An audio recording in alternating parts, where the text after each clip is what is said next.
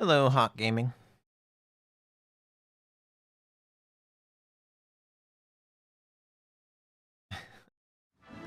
Cameras.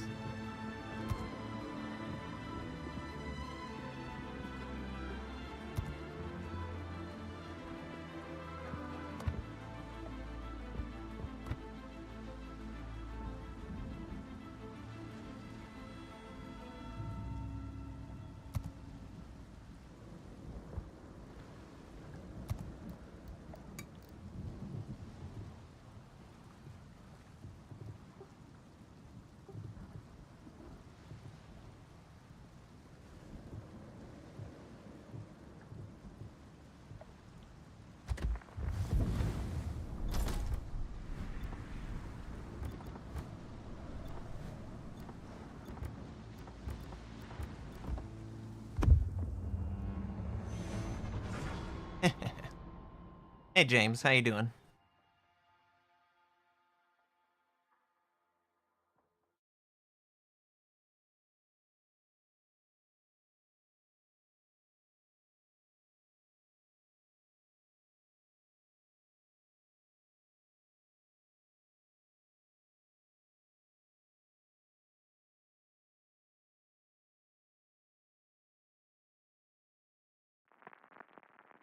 Good job.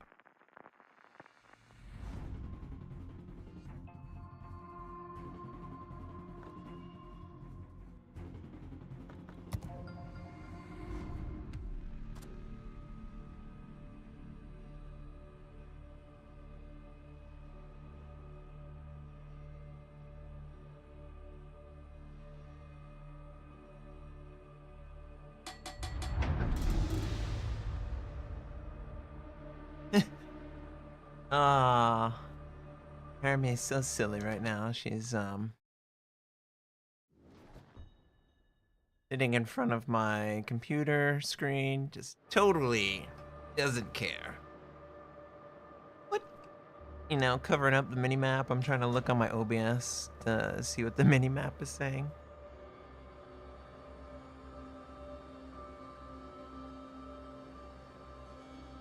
Hey, Hermie. What you doing, Hermie? Awaiting instructions. Hey, General Cartman. Yeah, nice to see you, friend.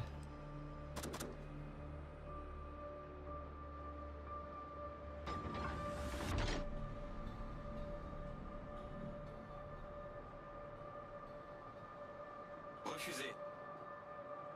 Hermie. Hermie.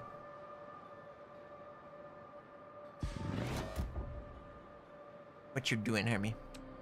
Hey, Iron Eagle.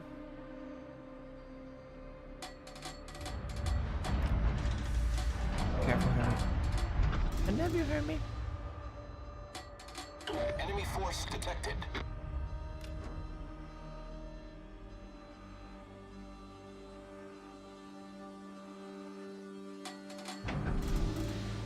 Hey, Area 67. I am doing pretty good, Area. It was raining quite a lot over here today. It is definitely different from the norm. You basically woke up on the stream. Well, that's convenient.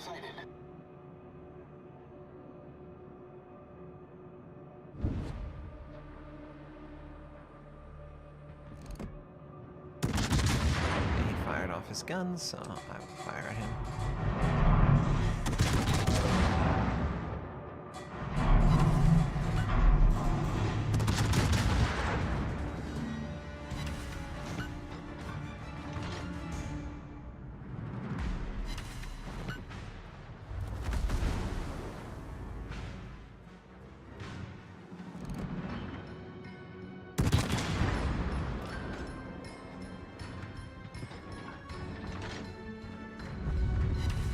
Yeah.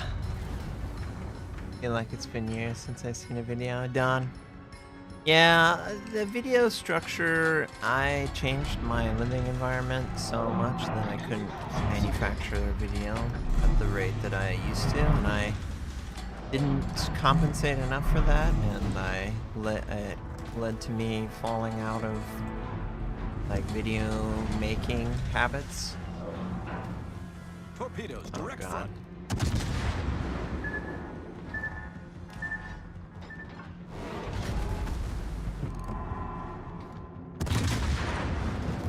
Torpedoes, dead ahead. Hull breach. We're taking on water quickly. Problem solved, sir. Enemy cruiser detected.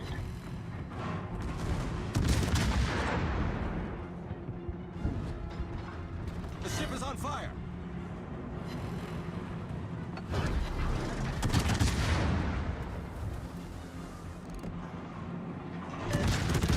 Reporting the target position. Enemy battleship detected.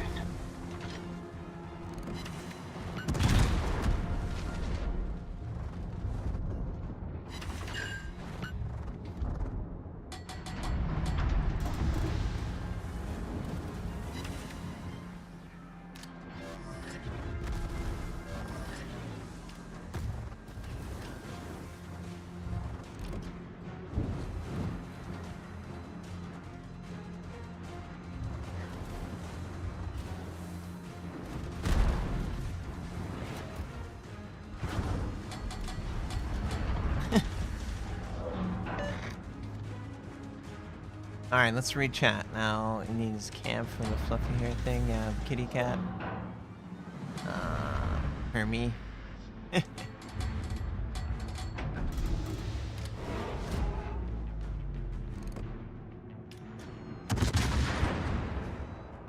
All stations, concentrate fire on target. Enemy cruiser detected.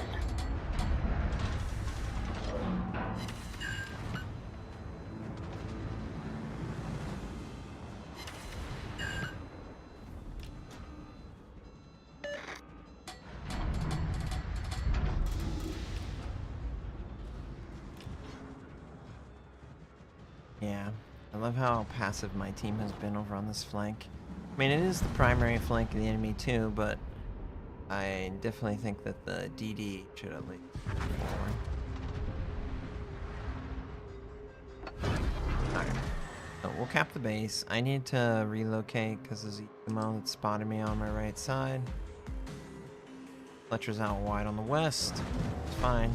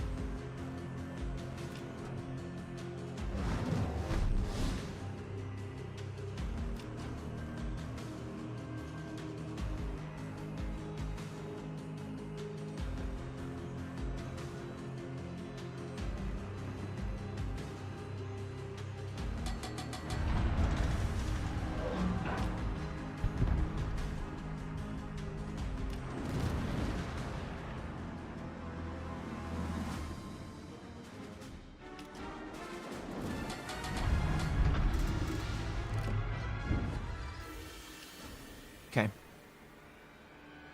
Yugumo's over here. I'm gonna try and round the island in an aggressive way.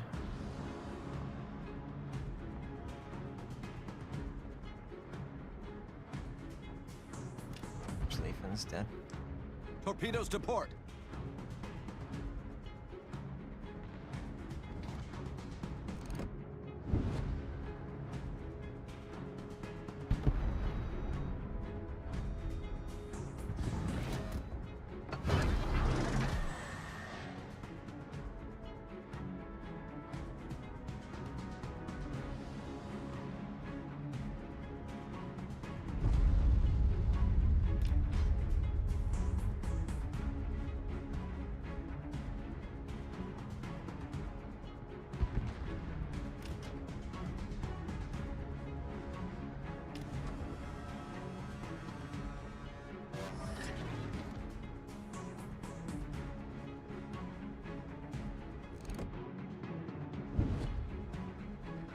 Oh god.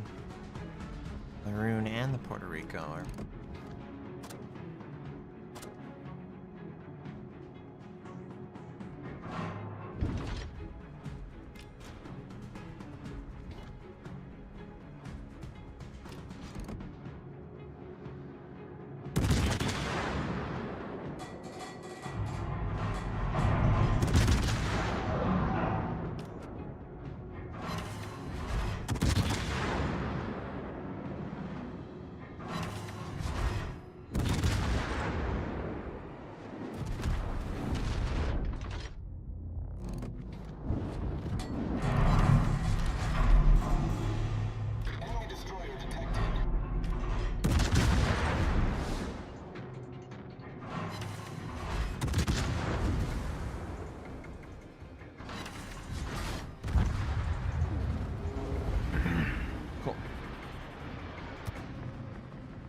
give us at least an update on the cat?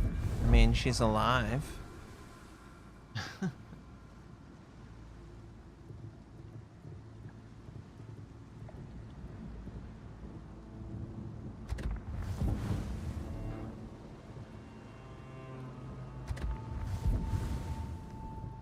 That's not a big cruiser development. It's a battleship.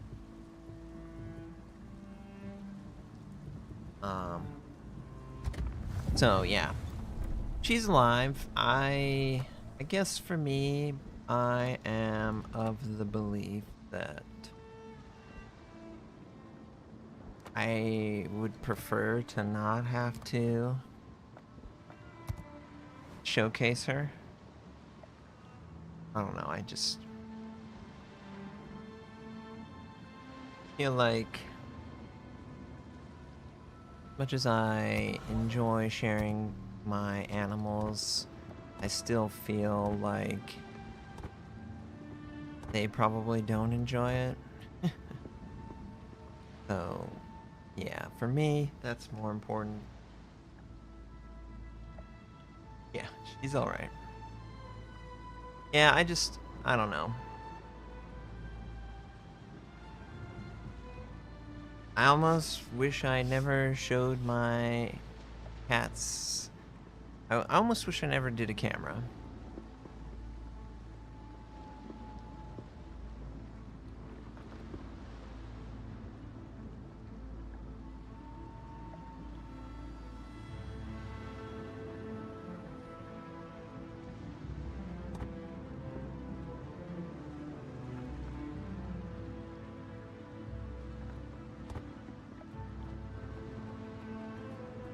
Hey, Joe.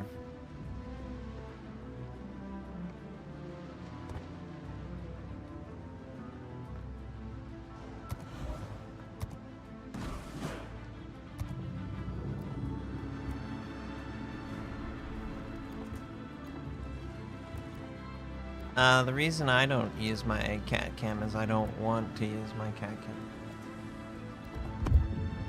It's not really cat privacy. It's more my privacy. I just don't want to share it. I don't think that it enhanced the stream enough for the different reasons. I don't know. Oh, I don't really care what the cat thinks about it. It's what I think about it.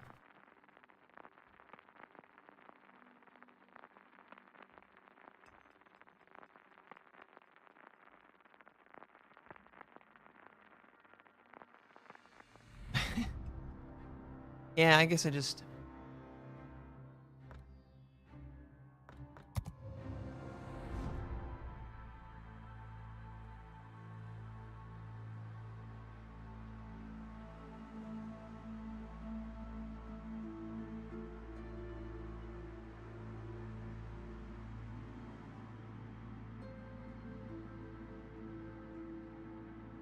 Yeah.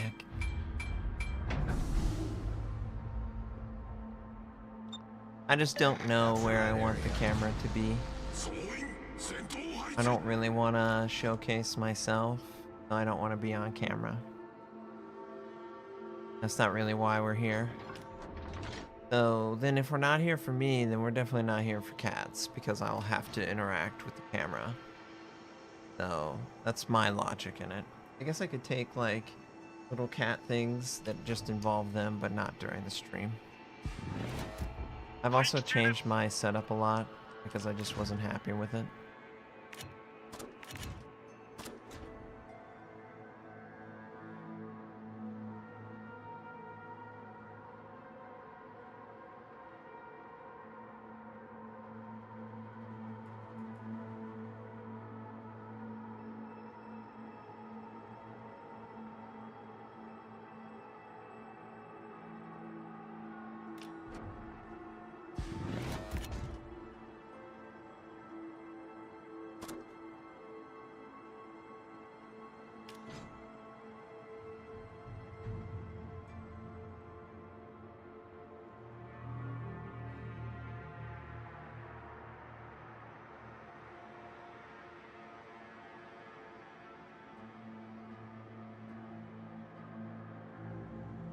maybe only have cat cam for out of the game, potentially.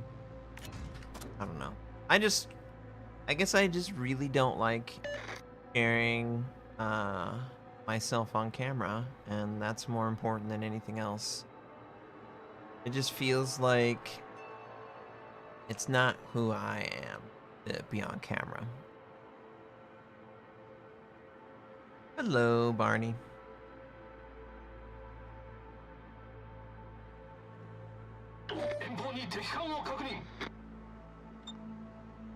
Yeah.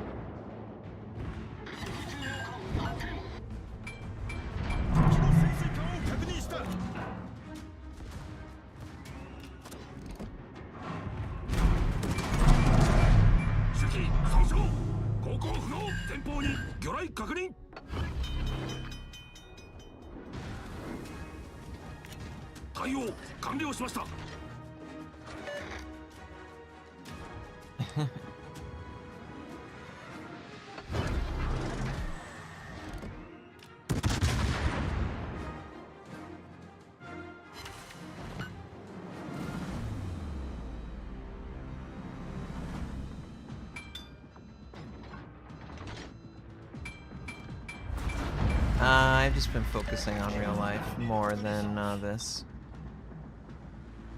I'm not really happy with Twitch, so I'm not gonna give them money.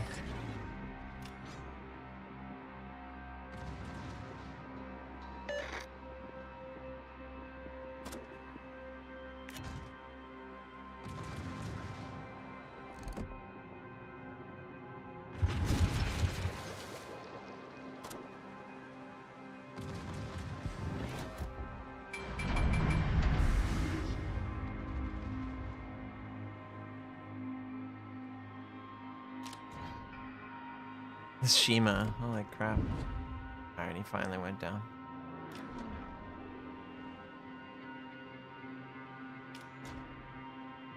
But yeah, my partner, she's doing okay. She's still dealing with sick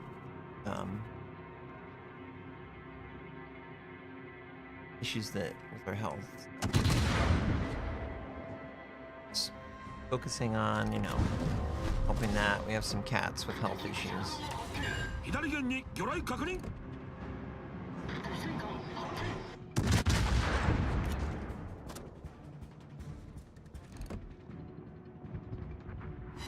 I had COVID last week, and I can tell you that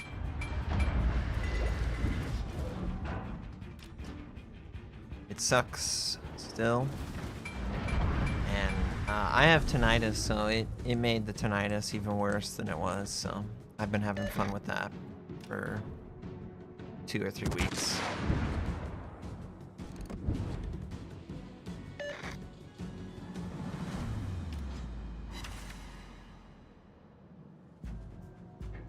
Yeah, I mean, it's moving in the right direction. We just have a lot.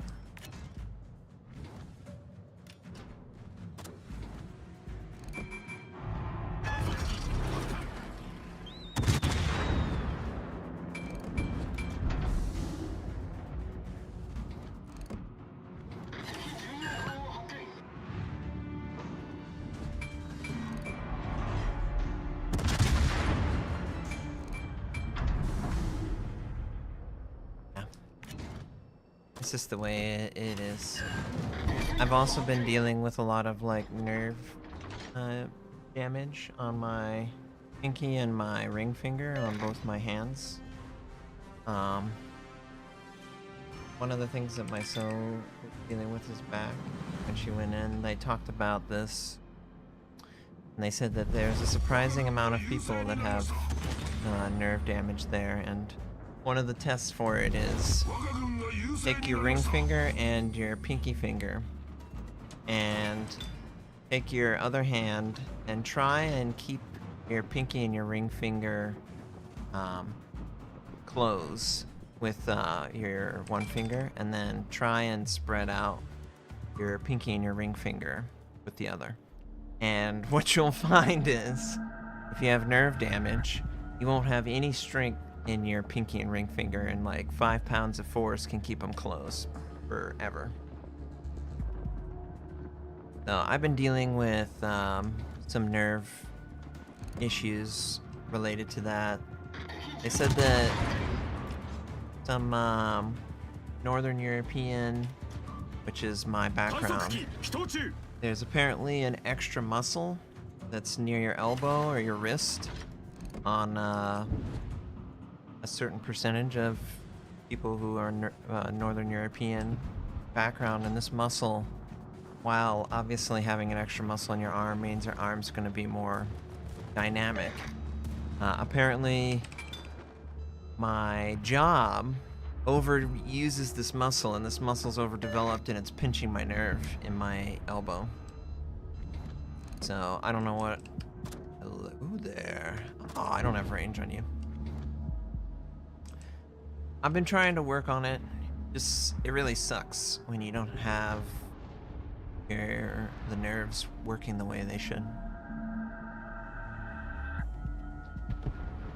A lot of stretching.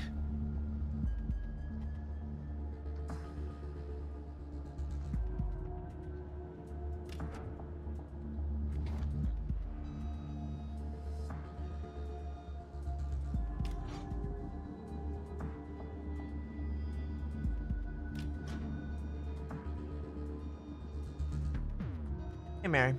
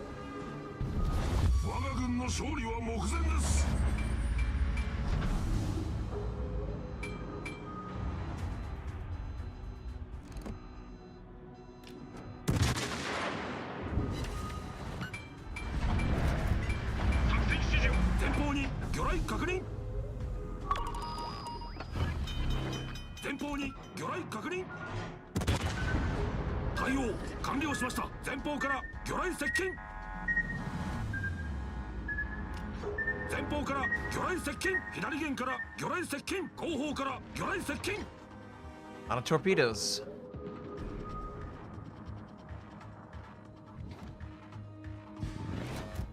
Yes, the hunter becomes the huntee.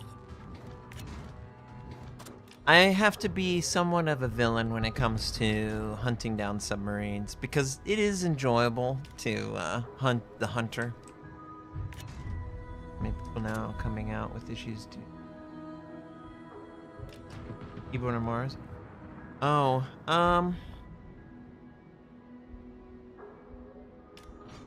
I think that the issues have always existed. I feel like COVID woke people up to the idea that they're allowed to complain about their lives. And, like, not make a negative contribution to their lives too much. So, on things like that, I just feel like people are more open to be like, yeah, arms suck, I don't want to do this anymore. I shouldn't have to. Blah, blah, blah.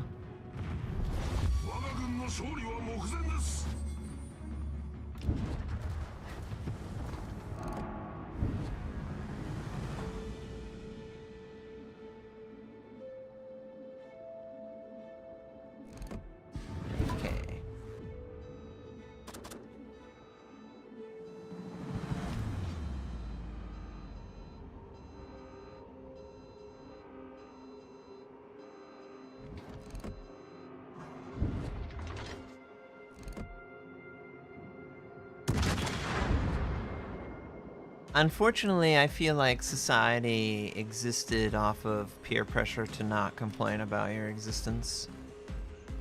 And instead, like, cover it up.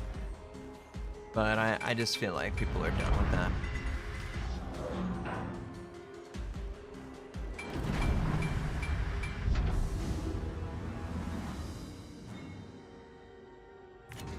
I certainly am. I don't really care.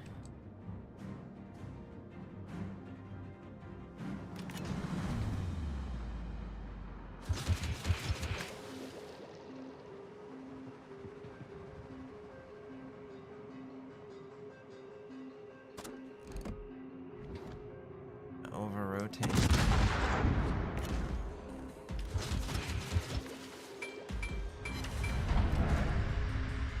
Man, these guns are so accurate. Alright, cool.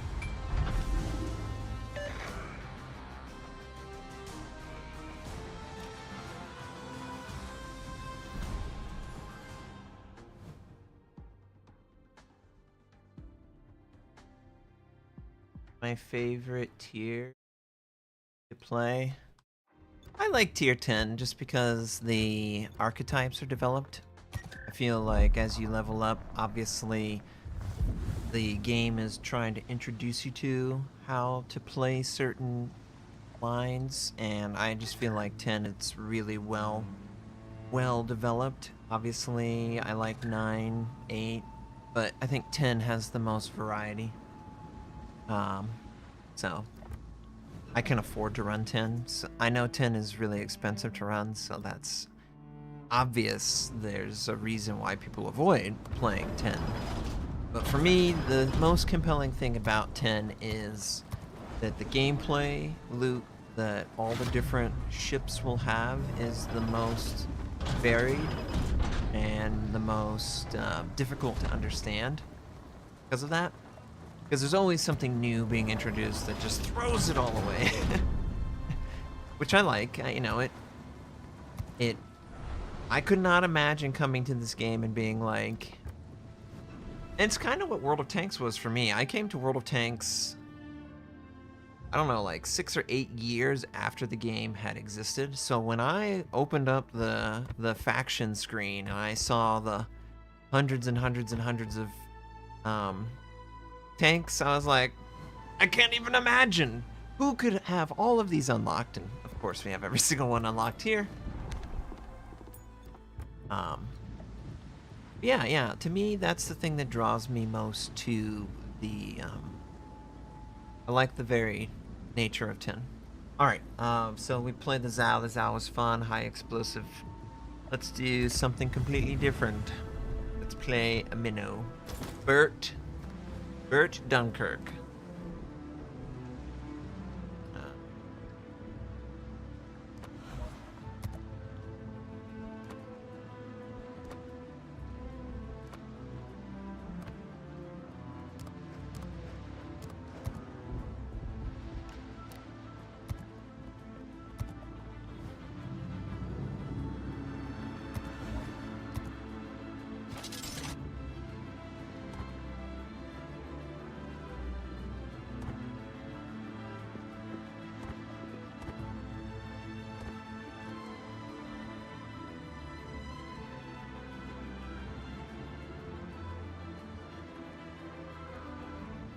Is this a troll?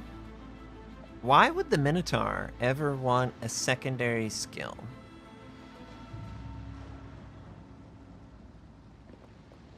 Oh, I just give up the 10% gain there for the improved reload time when... Increases main battery reload time while an enemy ship is within your ship's standard detectability range. Changes. This is only for killing off DDs quickly.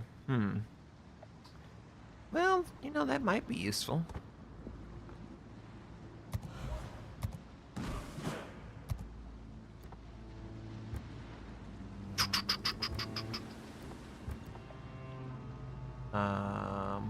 Hello, 5. 9 years, World of Tanks player 2. Yeah. I wish that World of Tanks was designed similarly to World of Warship. Ergo, I wish that they had, you know, like tank consumables that were faction or variant specific, and you had like half a dozen different activatable equipment that you could then use to, you know, deal with the battlefield. I always love the way that tanks look, and just historically, I can actually visit a tank anywhere.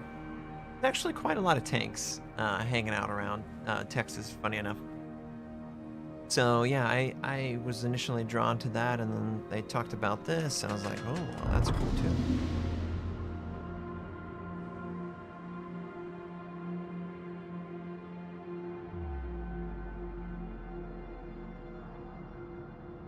Do you run the legendary upgrade? No. No, I don't run the legendary. Because I don't have smoke. This is a radar minnow. I believe the legendary equipment is only smoke related on this. Correct me if I'm wrong.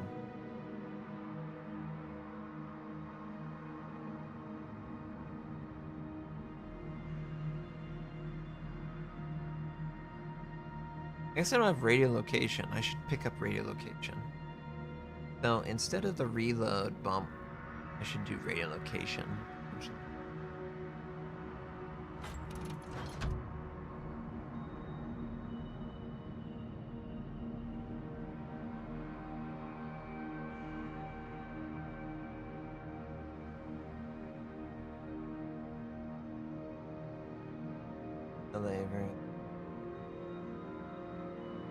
Yeah, it's definitely a different type of smoke.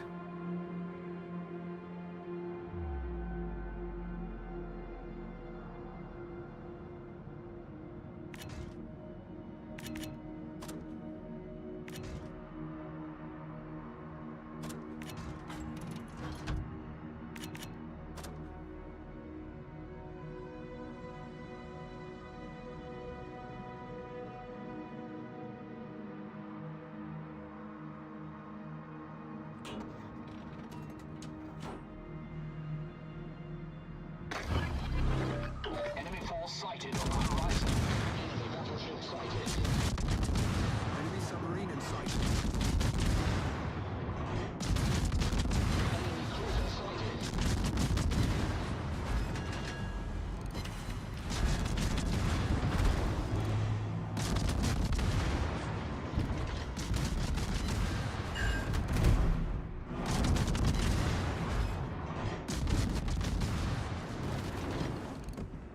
Enemy battleship sighted.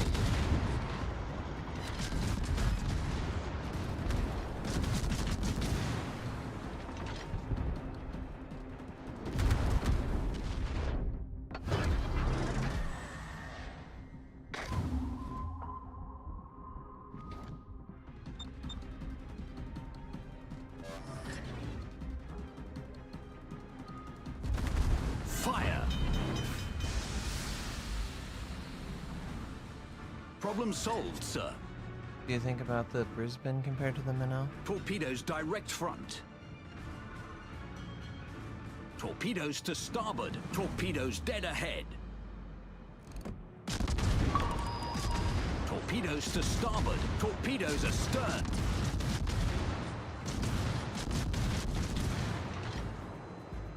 Wish I had a way of affecting this person, but I don't. Torpedoes to starboard. Torpedoes astern. Torpedoes astern. Requesting assistance. Torpedoes astern. You will never catch me, torpedoes. The Brisbane, I don't have a lot of experience with the Brisbane. I don't know quite how different it is. I think it has greater range.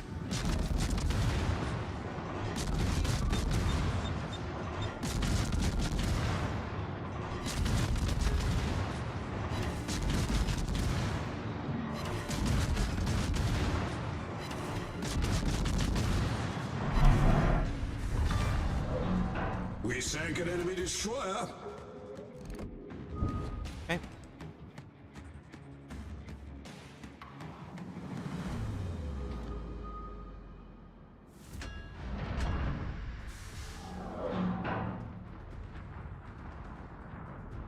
I know for me, I like the minnow. I like the way the minnow functions.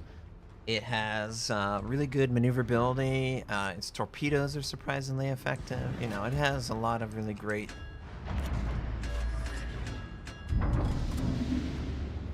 Gotta get out of here.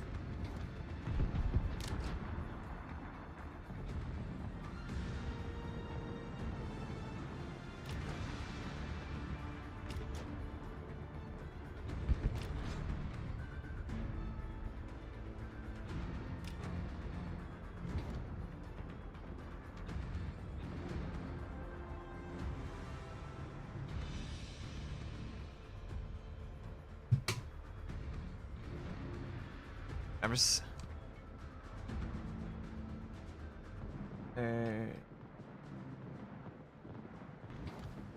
Roger.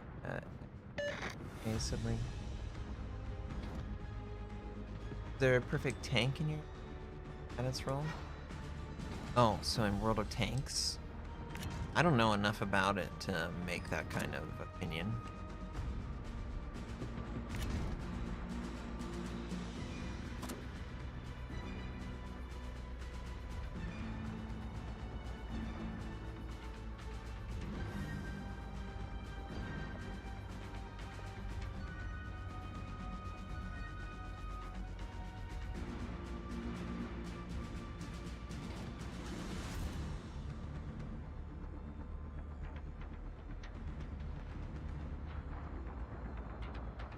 Feel like George needs help.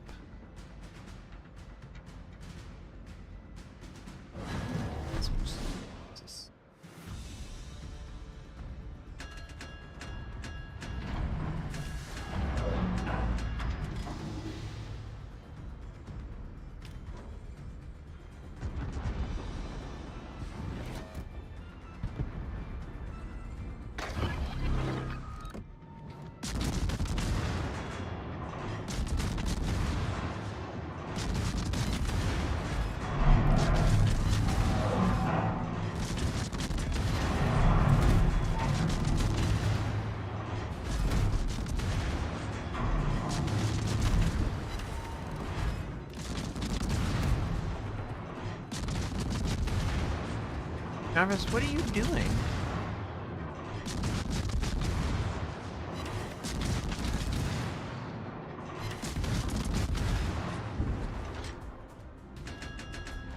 Come on, Jarvis. Screwing with me, man.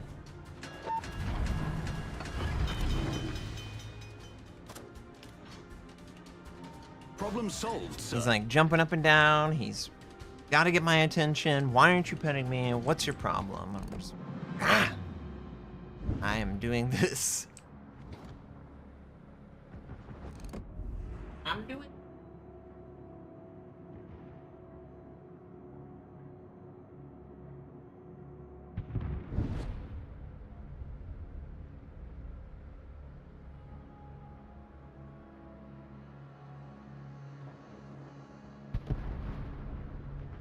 Oh. Is there a perfect ship, in my opinion, at its role? AKA sub-hunting, secondary line support battleship, ambush. Alright, I like that question, Omar. What ships would I feel like are like quintessentially perfect in their design? Or as close to it as I can? I really love the Des Moines for anti-everything, but I think that the Des Moines is a really great tool for a lot of different scenarios. Best long-range battleship for accurate. You know what? I actually have been really feeling the French battleship because of their high gun velocity. They can basically stay in the back, and I just farm them. Uh-oh.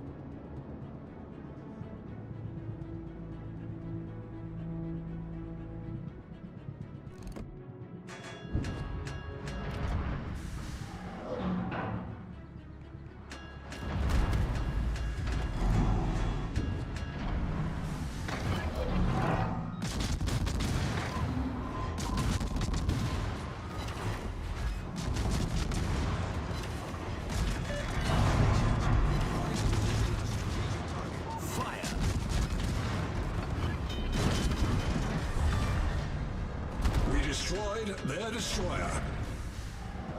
Problem solved, sir.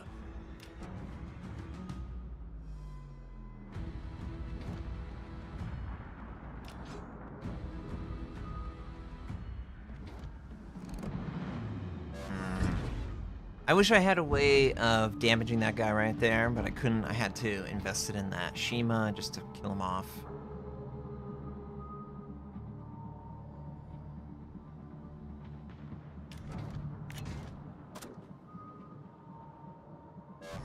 Torpedoes to starboard. I'm gonna try and capture the base. So, best sub hunter in the game. To me, I really have enjoyed the long radar normal. I mean, it's extended to the maximum duration that the radar can be.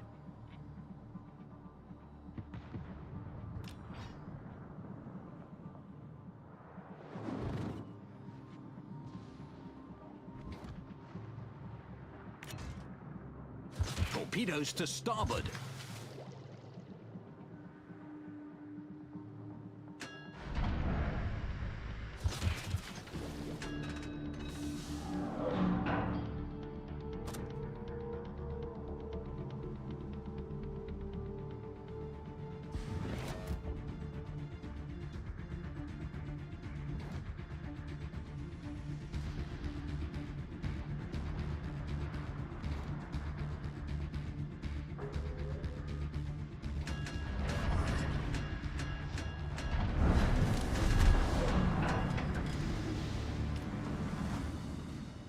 Here's a radar in the domain.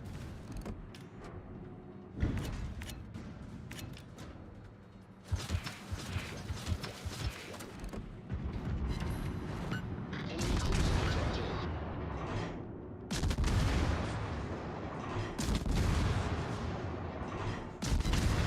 Enemy battleship detected.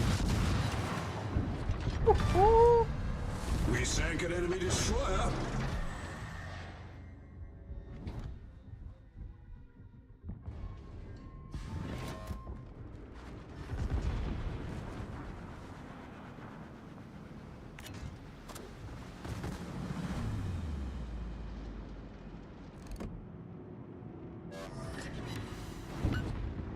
Enemy cruiser sighted.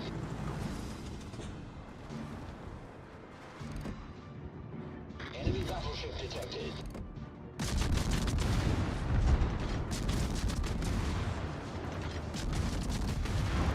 Just trying to get some free damage.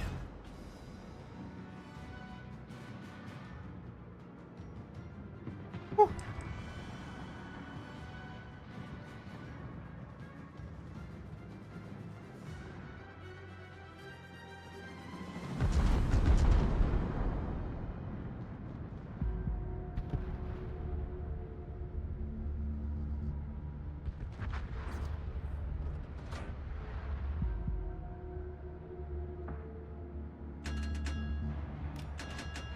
Going the same way. Let's not do that. Really stupid thing to do.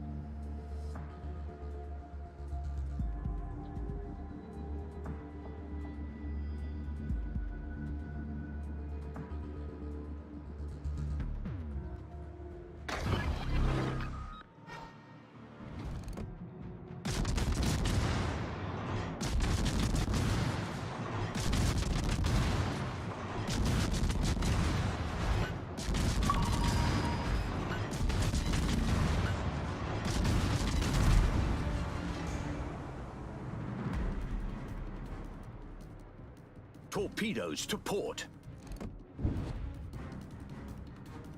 Torpedoes to port.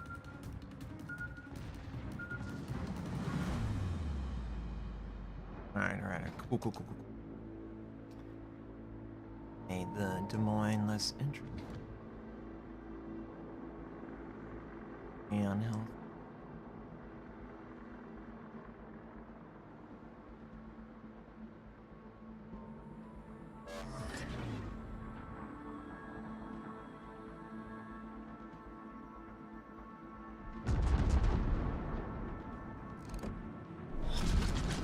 Ends in 5 minutes.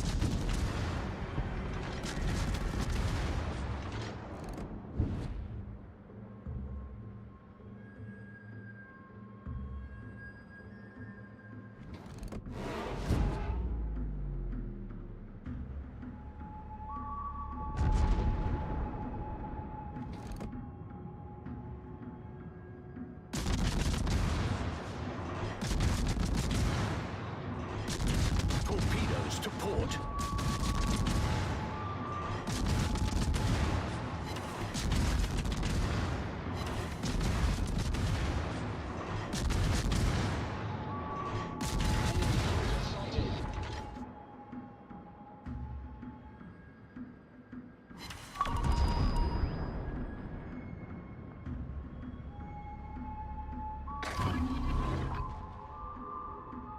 Torpedoes dead ahead. Bon travail. Torpedoes direct front.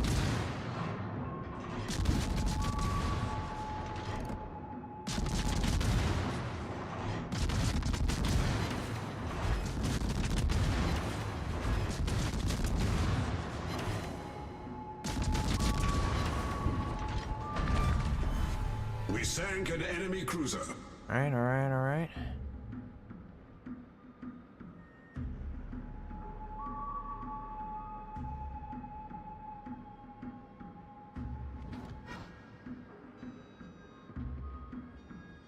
I wish I could throw something over this island.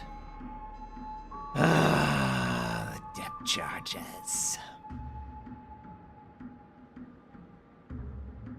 It's literally the only downside of this, is that I can't throw depth charges at range. I have to drive over them.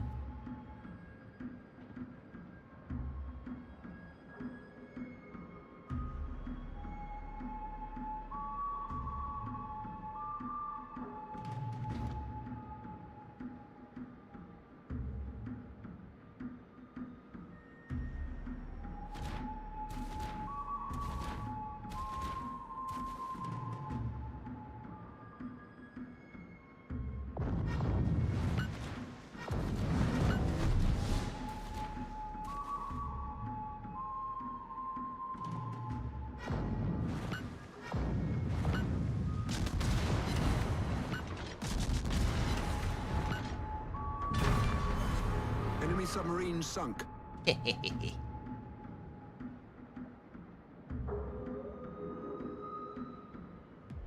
Not the worst thing ever, it's just awkward. It's awkward that I have to do drive-by gunfights on a sub. I got these wonderful depth charges, if I could just throw them over the island.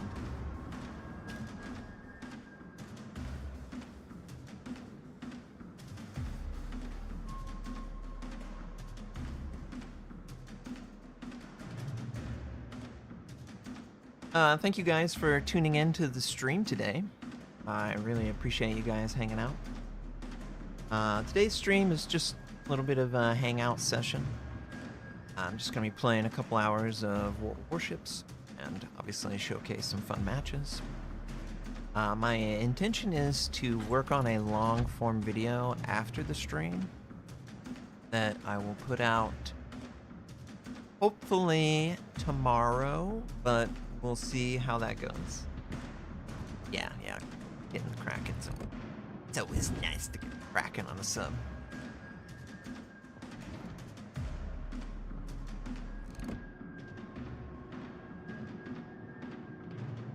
Him to fire his guns.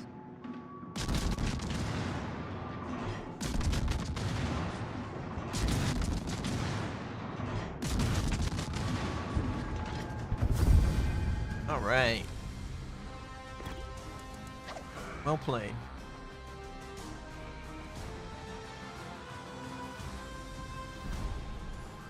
Yeah, that's true too. Yeah, we can play a submarine. Oh wow, we in a high score game. Woo! 3,000. Yes. First 3,000. That's nice. Sammy, Beatsy, DD. This one, it was interesting. Tiger Tank. It seems that the light cruiser is a good counter to this particular DD because of its size. And then obviously the other ones were pretty easy to win. Sammy, what you doing? Dilly Sammy?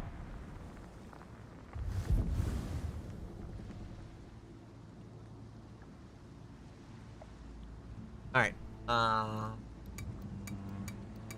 Which one did we sink? We sunk this one? So we'll play the submarine that we sunk.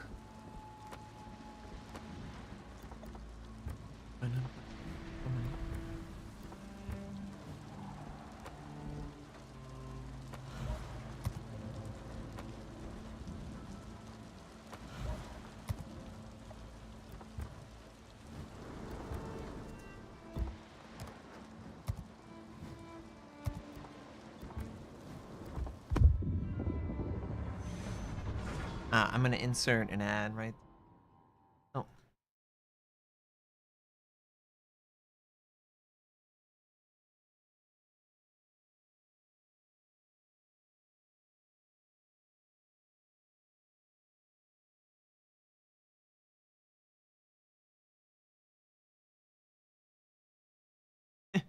I love that every single stream service is like, let us handle your advertisement.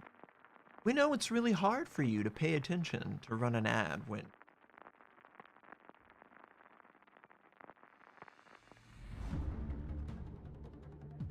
Like, no thank you. I don't want to bombard my viewers with advertisements that they can't avoid in situations that are really annoying.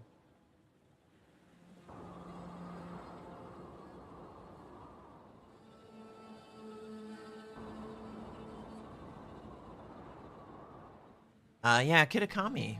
Been testing it.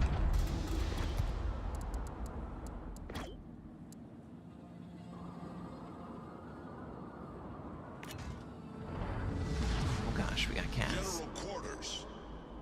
No. Got equivalent to us, and then underwater specialty one.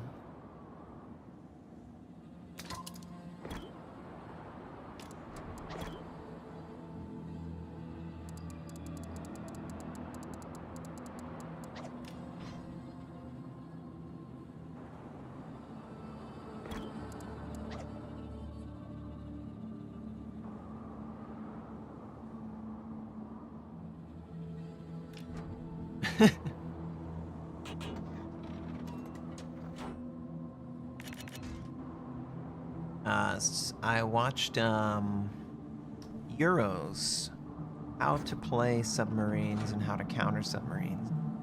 He recently put this out. It was like a 50-something minute video, and it does a good job of talking about all the little tiny tips and tricks that he's picked up over however long the subs have actually been out.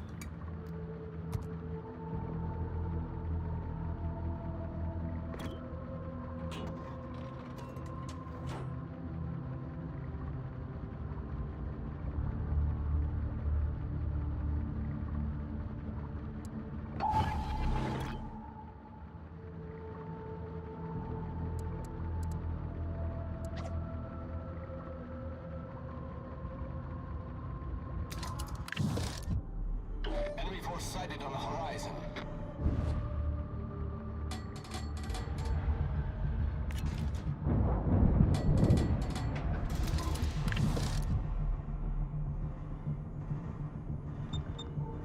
Enemy battleship detected.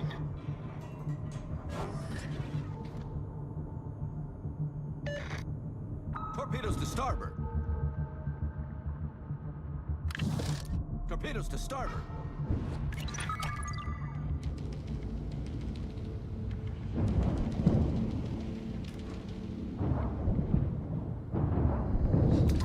So you really enjoyed the Carnal as a coal ship with it launched, but news these days. I think it's okay. I just think that that's the level of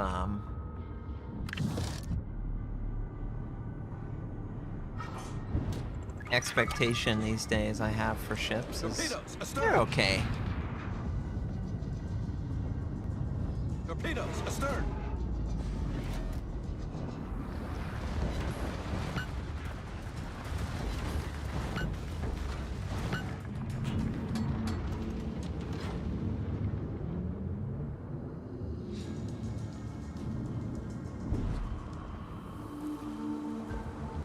There's so many exceptional ships in this game that it's really hard for me to recommend non-exceptional ships. Best example I have for this is the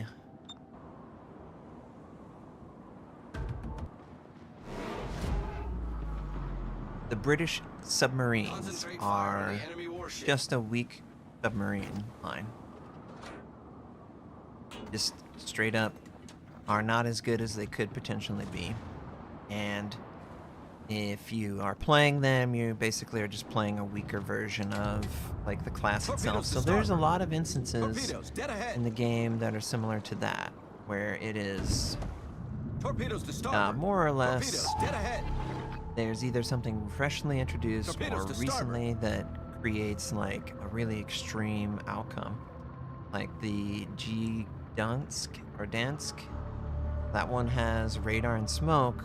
It's really extreme in like territorial capture, but if it goes up against a light cruiser, it's pretty sluggish and slow. So, you know, there's a lot of different things there.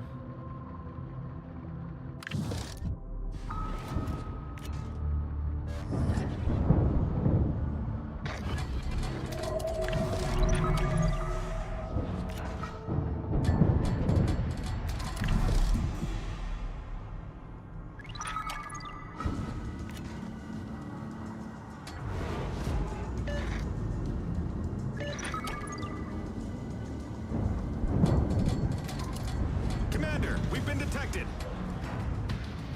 All stations, concentrate fire on the target. Enemy submarine destroyed. Gotta avoid contact.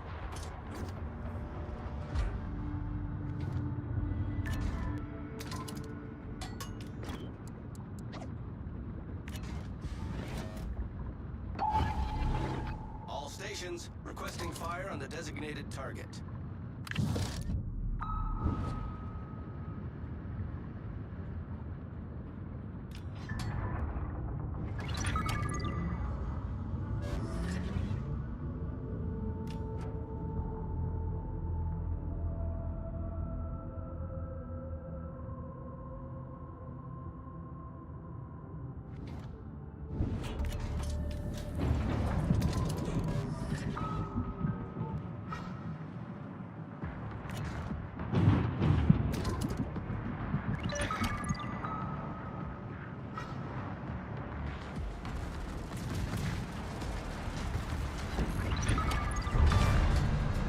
We've sunk an enemy destroyer.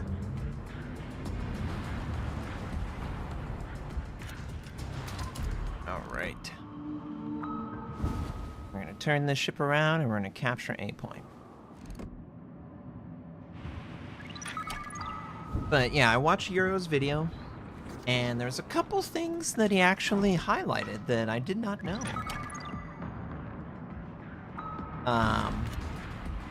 You can actually dumbfire attack enemy submarines underwater. Did you guys know that? And it's like a predictable pattern that you can use continuously. When a enemy submarine is at the same depth as you, the ship will highlight red. Like, it'll just be completely highlighted red. And that means that you can use the redness to send dumbfire at the same Commander, plane. we've been detected.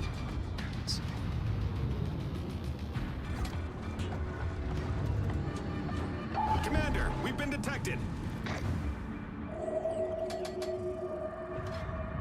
Torpedoes, dead ahead. Torpedoes to starboard.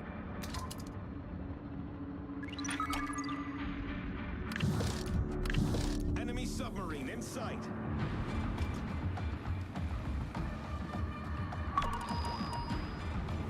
Torpedoes to starboard.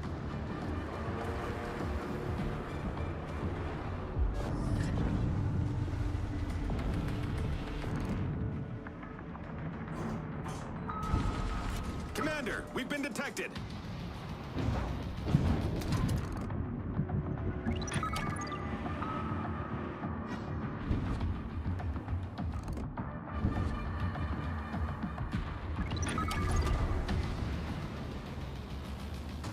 Commander, we've been detected.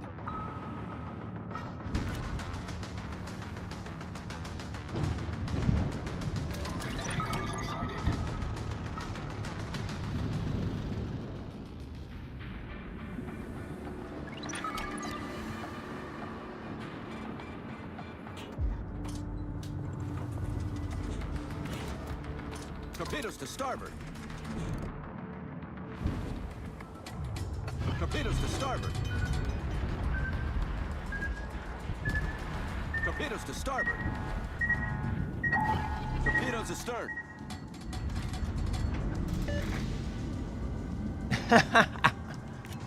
Problem solved. Yeah, I've been practicing.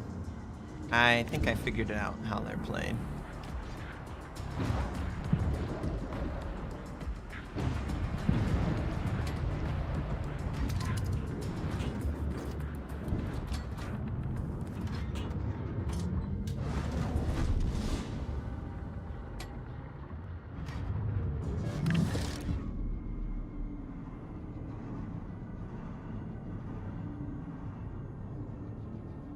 Torpedoes, direct front.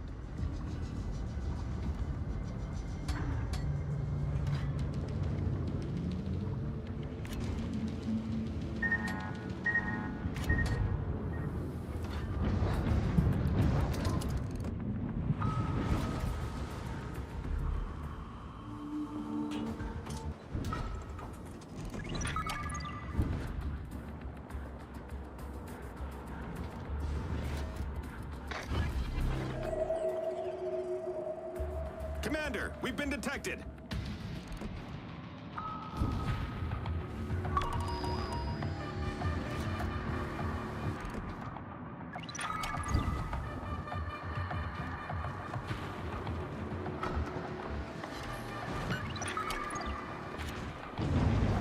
Hull breach. We're taking on water quickly.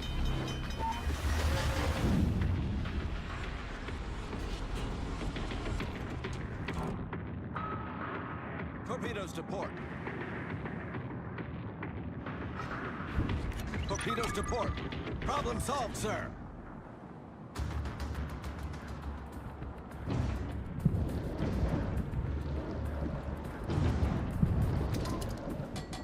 Okay, we're gonna capture the base. Yeah, VK, appreciate it. We're gonna capture the base. Torpedoes, dead ahead.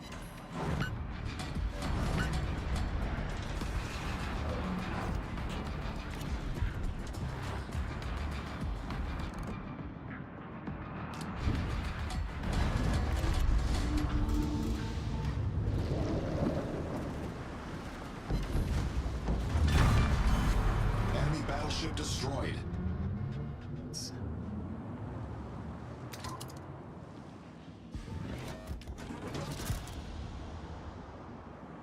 Alright. Yeah, so between Euro's video that basically revealed all the secrets, and just playing them more, I fully understand what they're supposed to be. These are just torpedo DDs. They're supposed to be that Shimakaze Yugamo on a flank that's just the most annoying thing to get off a flank. So I've been pretty successful in like being the DD for a flank and using the underwater world to escape to, but not necessarily exist solely in. So the things that Euro's video told me that I did not know. I did not know that hydrophone was usable on Periscope. I did not know that when a submarine went to certain depths, you can tell when the enemy submarine is on the same depth plane as your ship. What's dropping connection? Is that World of Warships, or is the stream still here? Does the stream look fine?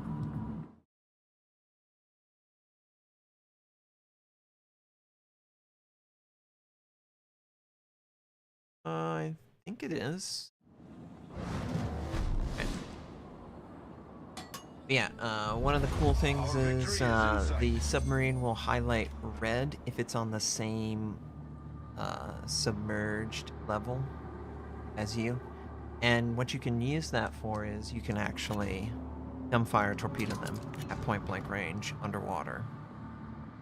And yeah, it's pretty devastating. Seems okay. The stream is okay. Yeah. I did not know that. I didn't know that the submarines, there's a feedback for when you're on the same plane and can affect the opposing submarine. Yeah, the game was slow. Hopefully the stream was never slow. Yeah, nice. Top on the team. Cool.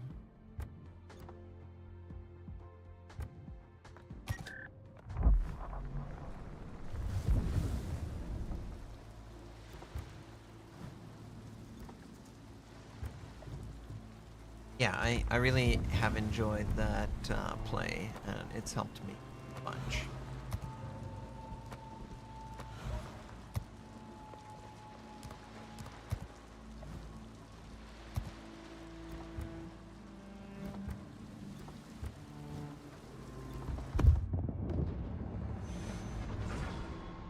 And if you're trying to counter a submarine player, he also went into extensively, the tools that you should do.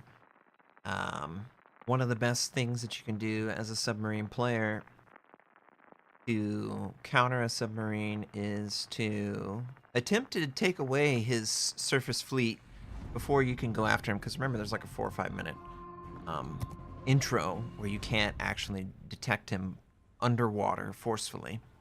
But you can work on his above water teammates, and there's definitely some interesting little tricks that he's got that I just didn't consider as a, and I'm sure he's not the originator of it, but he put it in this video. So if you are interested in playing against submarines or playing as submarines,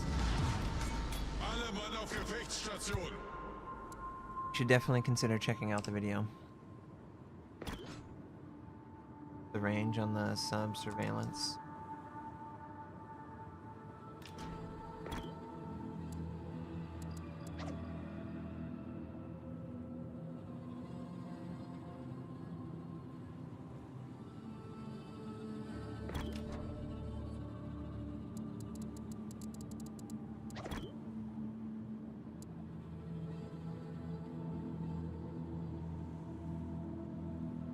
He's talking about the submarine surveillance skill for the Germans. It's very strong.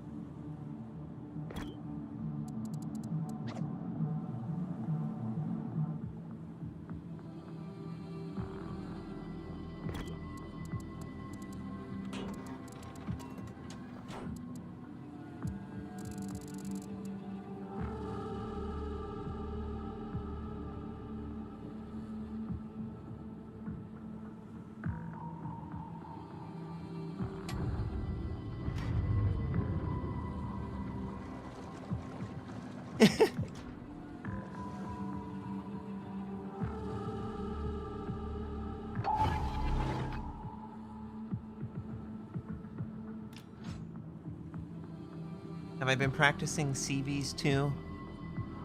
No, I haven't been practicing CVs. I admittedly...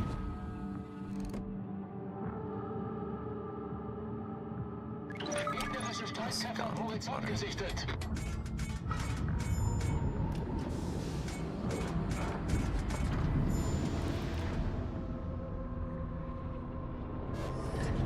Höhenbruch. Wasser dringt schnell ein. Just a partial. Okay. We'll go back up and get rid of this.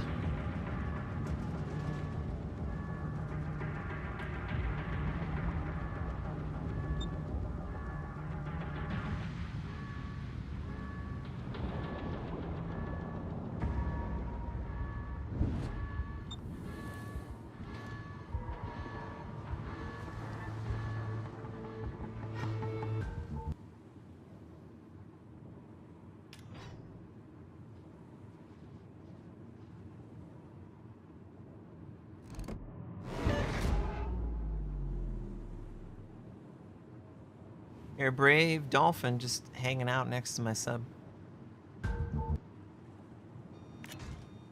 Torpedos Achterhaus.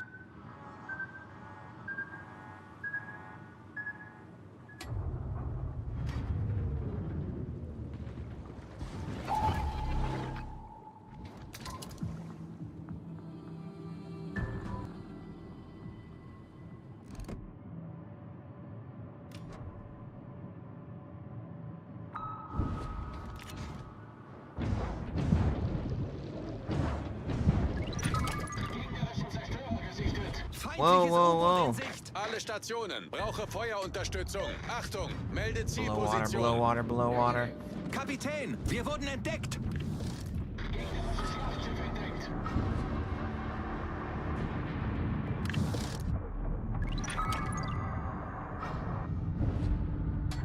I need intelligence data.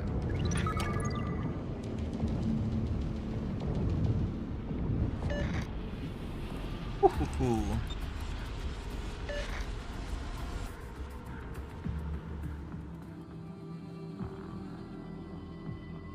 Okay, obviously the North Carolina is not going to fully capture this, but we will with the daring.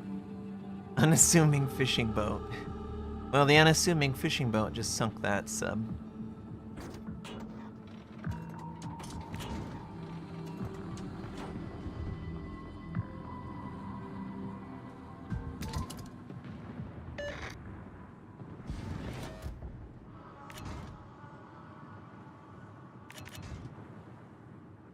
Looks like to me the North Carolina is potentially going all in.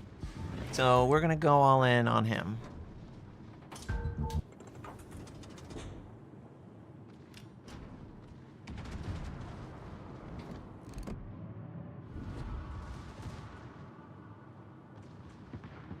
Torpedos voraus.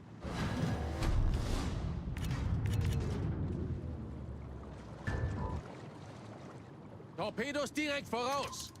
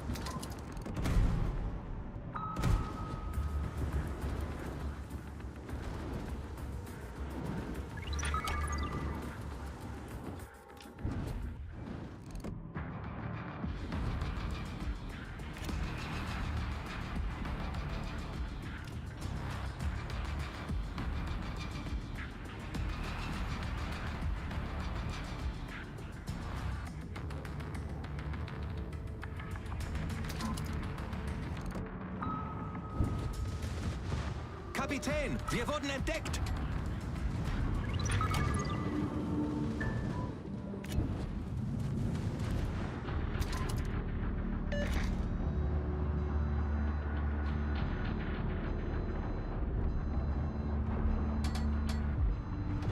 Torpedos voraus. Höhenbruch. Wasser dringt schnell ein. Problem gelöst.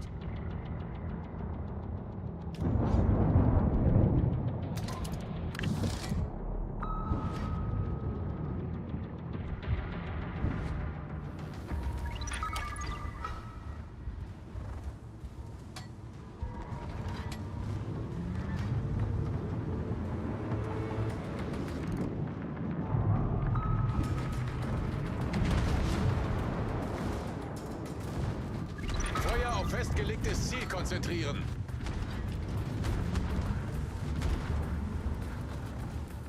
Gotta deal with that druid.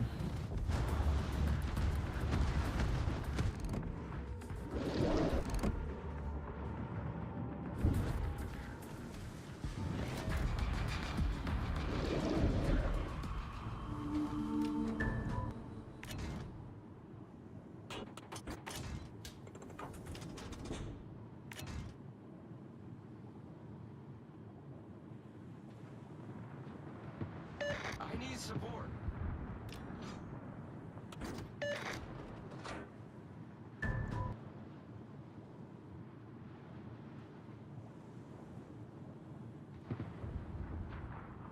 Just trying to chase this guy down.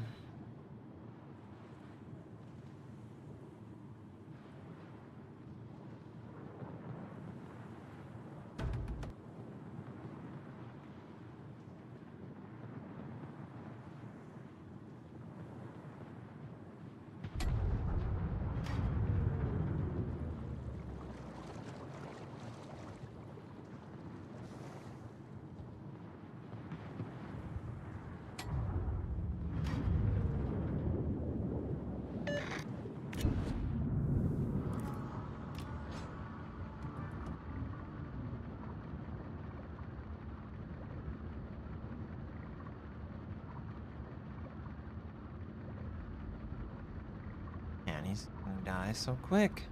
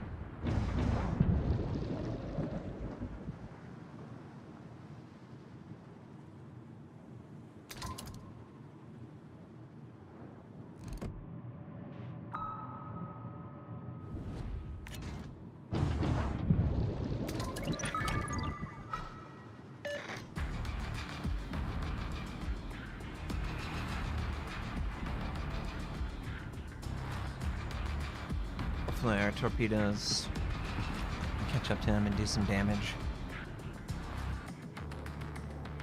Deal with the enemy submarine at D or C. Unser Team hat die Führung übernommen.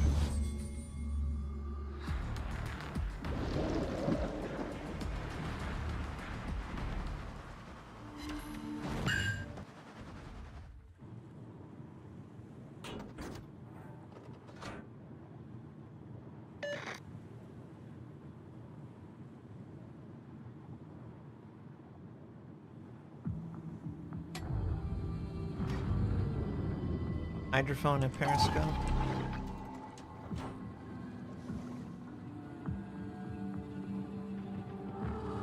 Ah, the Thrasher.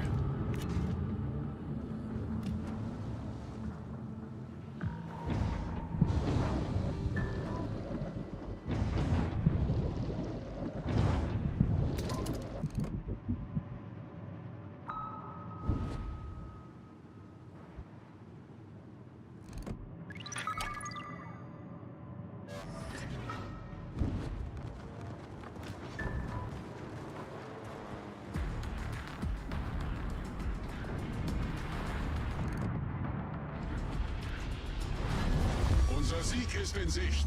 Well, this guy's super dead. Man.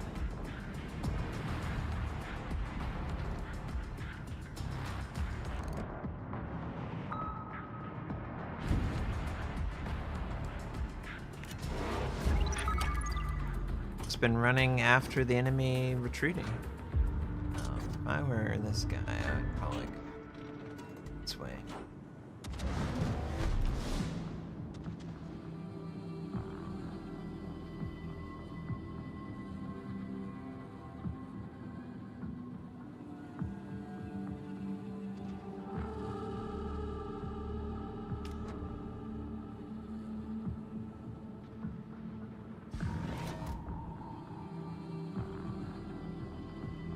think he's here, and I think he's moving this way.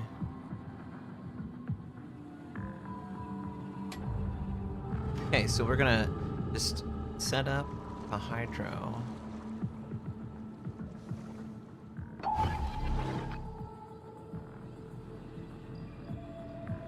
I just expect him to go through this gap right here. No! Oh, he's right there.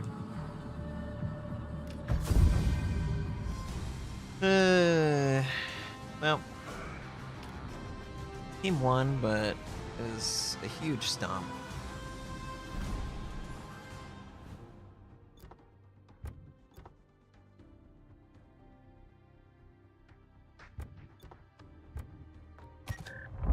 All right, let's try something different than a submarine. But yeah, I feel pretty good about subs. They're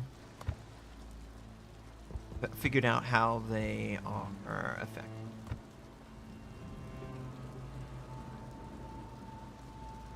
$1 million battleship. Cause 1 million potential damage with a battleship. One battle cause 180,000 hit points of damage. Oops. Okay, so we need to do lots of damage with battleship. One of the battleships that I was talking about, which I was really enjoying, is I actually enjoy the French. I like the Republic.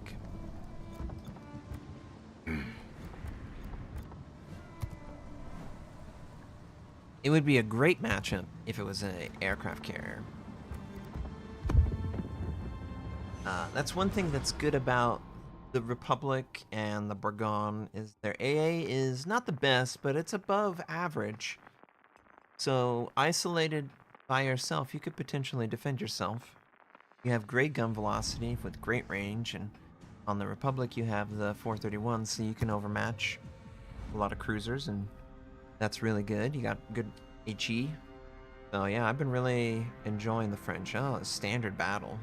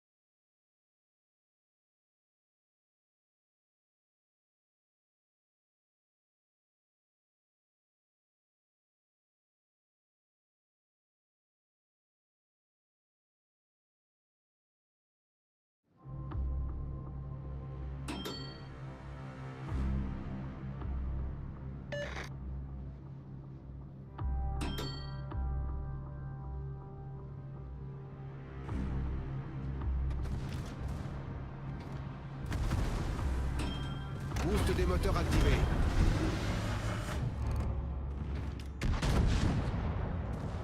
I should not be AFK while at the wheel. Torpille droit devant. Torpille à bâbord. Torpille droit devant.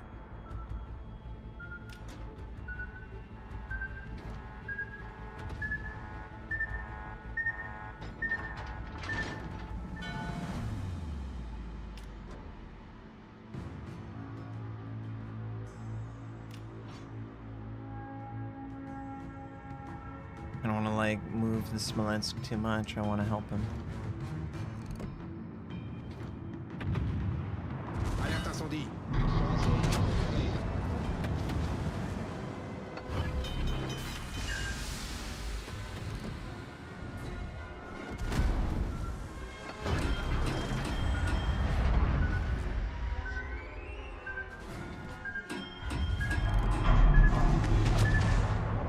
Problème résolu, chef.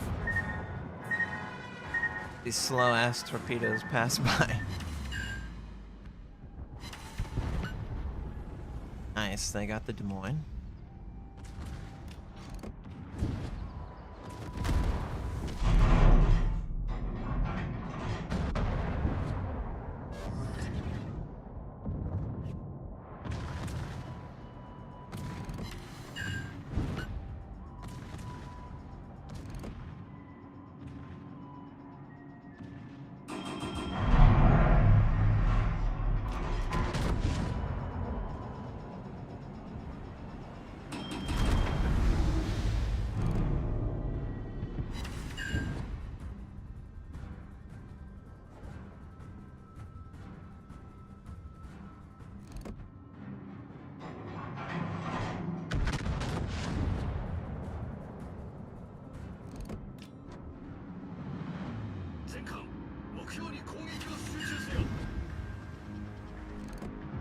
Man, that guy had so much fire on him.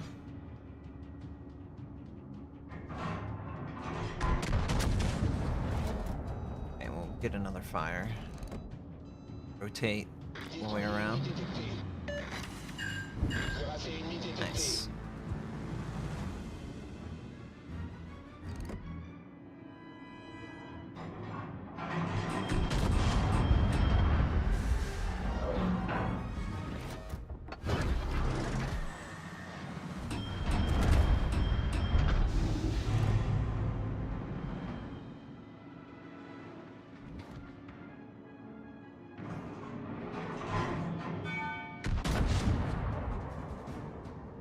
Boost des moteurs désactivé.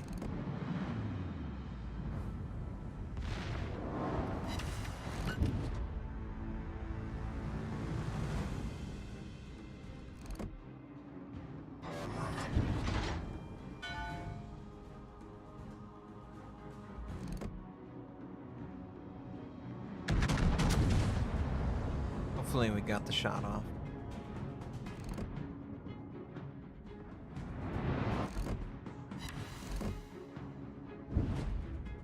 What is my cycle button?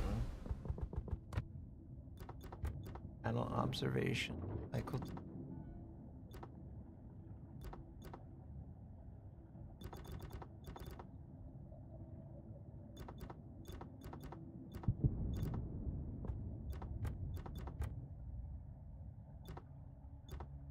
Crack shell torpedo fire.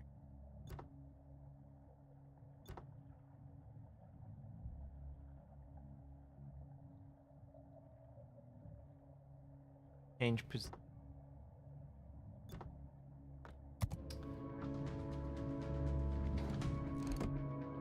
Torpille à tribord. Torpille à tribord.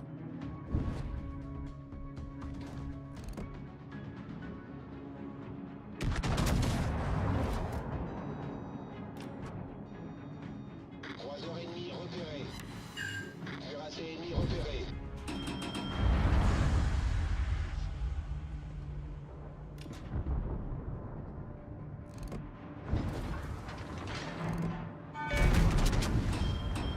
Oh, let's get another fire. Low in the hull, low in the hull. Yeah, there we go.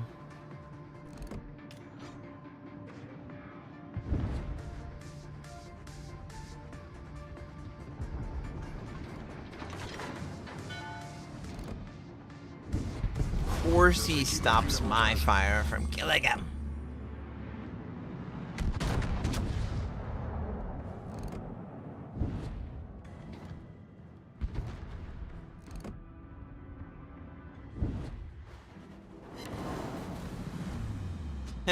We incapacitated one of the torpedo tubes there.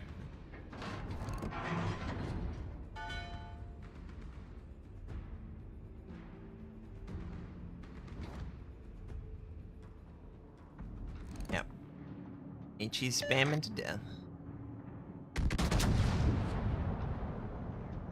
I'm not even inside of AP range. Everyone stayed so far back, so might as well. This is where the French are really good. Like, Boost there's démoteur basically nobody activé. in the game that has this kind of range and gun velocity on a battleship. So I can be a really annoying with the range gun velocity. Yeah, on a battleship, I can be really annoying and stay persistent in an area. Not really feel too much threat.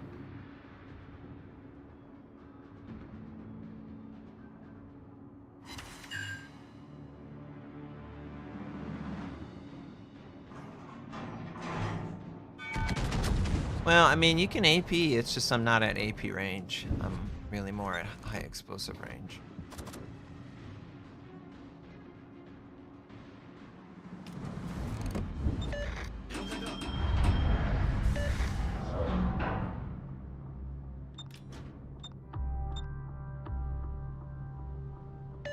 Союзник, требуется твоя поддержка.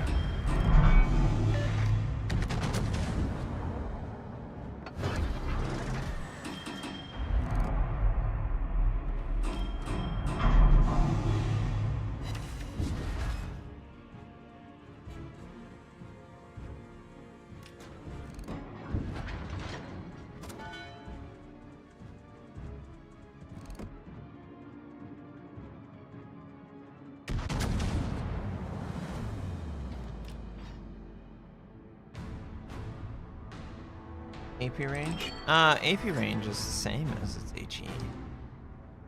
It's just that if you want to optimize the damage you can do, AP is more like mid to close in.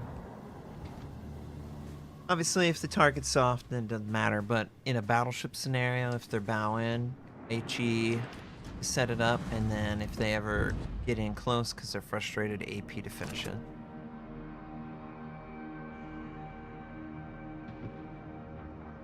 I think the Petro's moving because he's got to deal with the auto.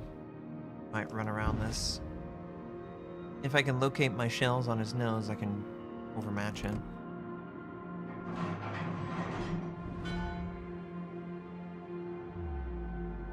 Ah, that sub was far away.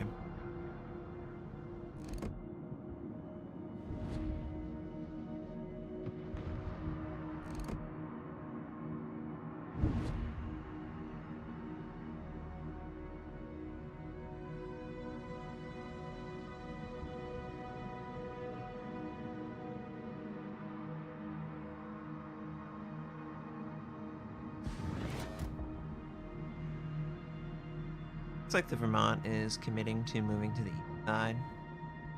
I'm not really worried about the DD over here.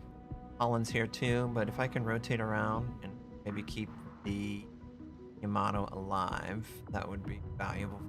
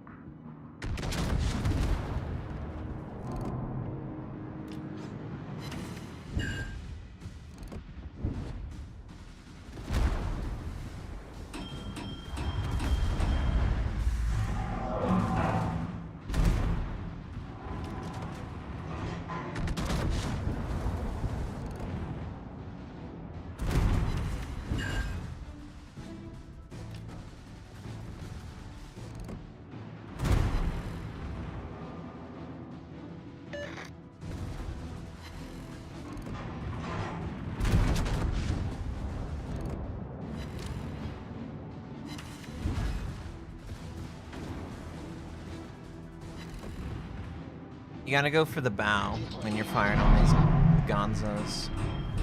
Notre équipe a pris l'avantage. The only way that you can effectively punish him, if the Yamato were to aim for his bow armor, I think the Yamato would probably still be alive. But he was going after the top of the hull instead of his nose.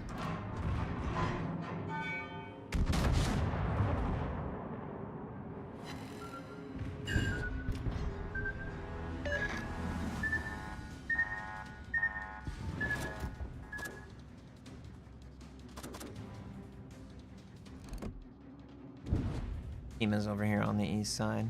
Yeah, last known position, the friendly submarine. Cuirassé ennemi détecté.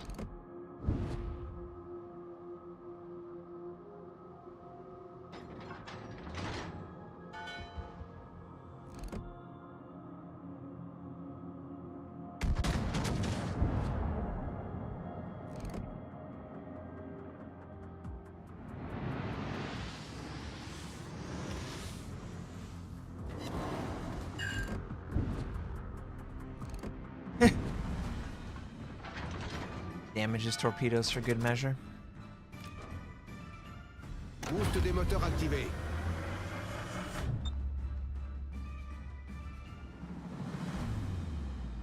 I would guess that Incomparable is going to think to a torpedo. Think that he's gonna do anything particularly spectacular just because the remaining ships.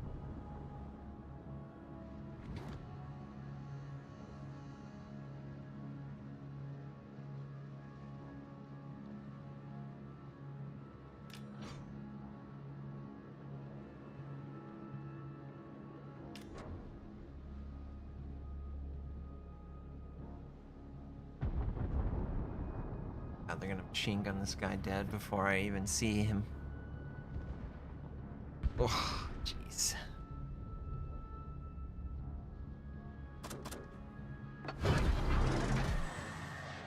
Hello, Hermione. La bataille se termine dans 5 minutes. So yeah, most of this game we ended up firing high explosive. But that's not because, we just wanted to spam HE. It just was the correct ammo for the situation. Maybe I could have switched to AP if I had like a salvo or two on the Des Moines up front, but with all the targets being either weak to HE or bow in, so angled strong to AP, HE is really the best option in that moment. I can get a fire, I can force DCP, and I can chip away at any AA or whatever can be damaged. So, all in all, you're not missing out too much at the opening. I personally was using too much AP as a battleship to the point where I would pass up salvos because I was looking to use the AP. Whereas the better play to have the most influence as a battleship is to always have a target in mind and to have the right ammo for that target.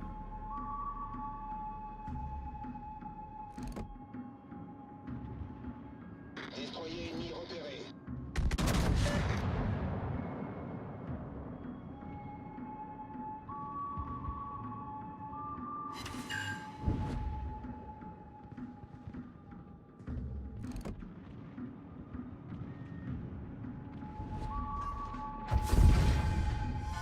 GG.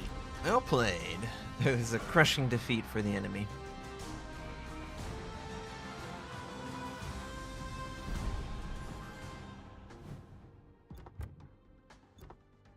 Yeah, cool. It was too one-sided to really get a good understanding of best way to play in every single scenario in the public, but yeah, in that situation, that was the best thing for me.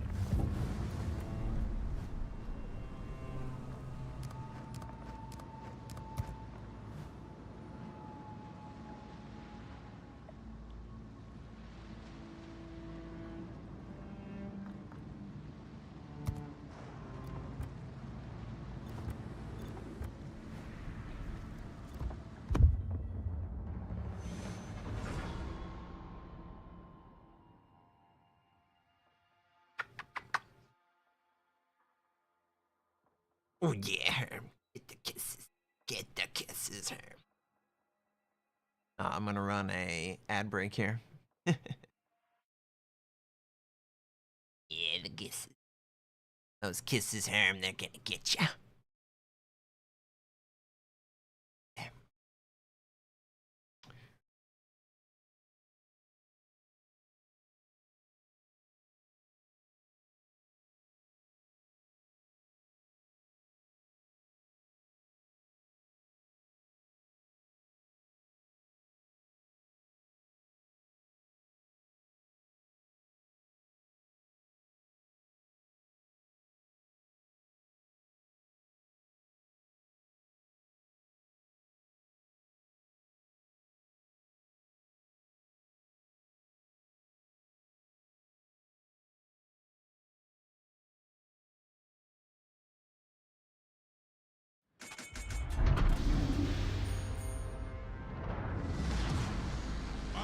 auf Gefechtsstation. Hermione. I guess I get to look on the mini-map off of screen because I have a cat in blocking my screen. Who needs to use mini-maps, Hermione? Honest. They're overrated and they're a crutch.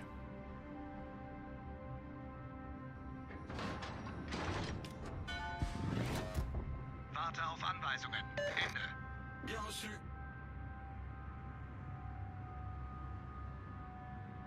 Gegnerische Streitkräfte entdeckt. What'd you guys think of the Spanish cruisers? Do you think that that's a line that, you know, like battleships and destroyers or submarines, do you think they would end up adding that to the game for them? Is there a good enough example for that?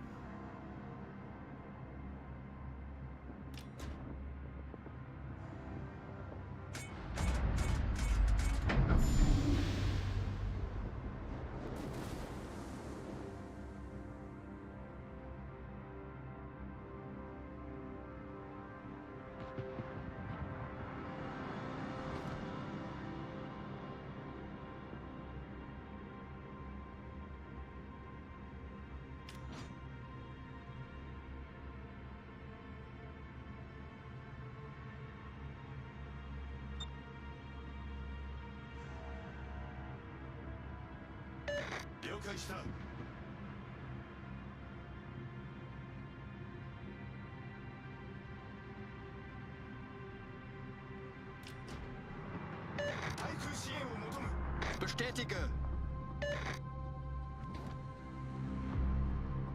Alle Stationen, melde Position eines strategischen Ziels. Gegnerisches Schlachtschiff gesichtet.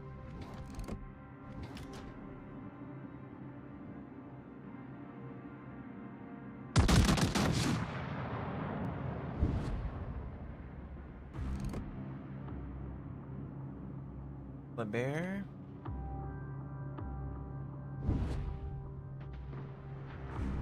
Get the hell out of there.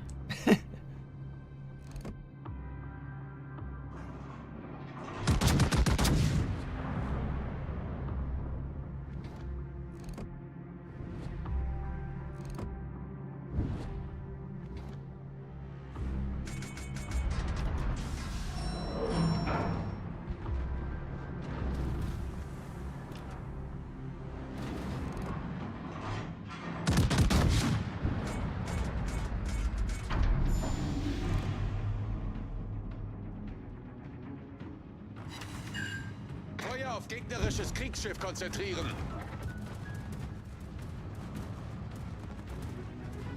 Alle Stationen, brauche Feuerunterstützung. Yeah, the Kleber is just dealing with shit beyond recognition.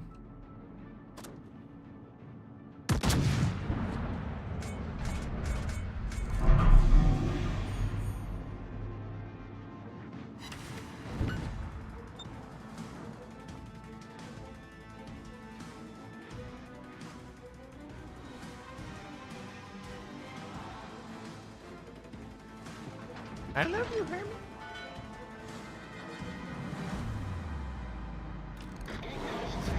Big gun. Gegnerisches Schlachtschiff gesichtet. Oh. Good AP, good AP. Dang it. You missed the location slightly.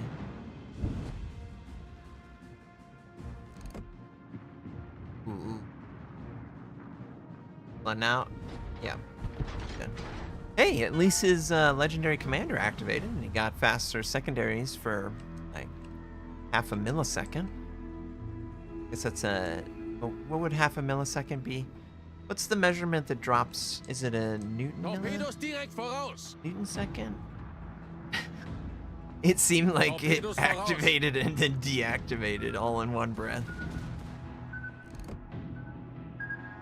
Torpedos direkt voraus. Oh, nice. Well played. Verstanden. Well done. Gut gemacht, Captain. Merci beaucoup.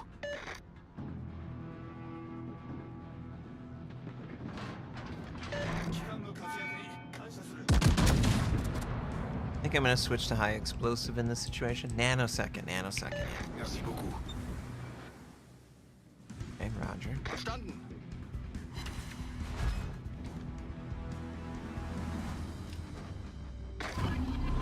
I think it's a good idea to use hydroacoustic just because there's so many people that could benefit from it in this situation.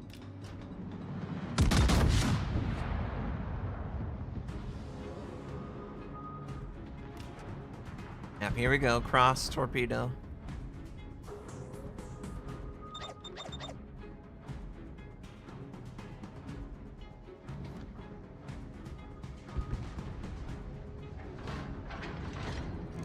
Gegnerischen Zerstörer gesichtet.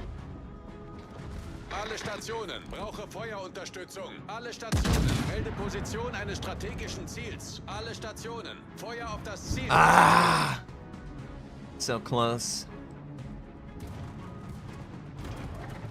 I'll tell you what, I suck at aircraft carriers still, though. I tried the German legendary upgrade or unique upgrade with the torpedo improvement because I really like German torpedoes on aircraft carrier. So I was like, hey, this sounds cool. Gegnerischen Zerstörer gesichtet.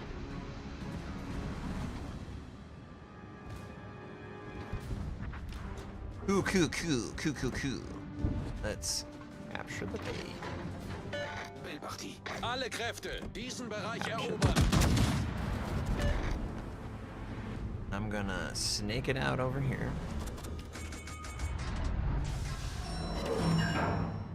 Uh-oh. We got a big ugly incoming.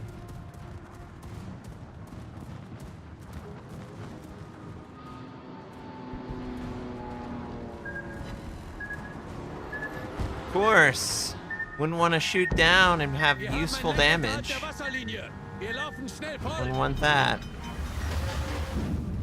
Das gegnerische Team hat die Führung übernommen.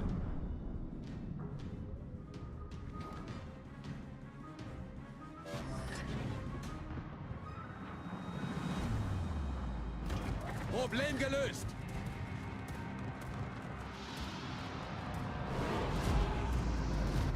Feueralarm.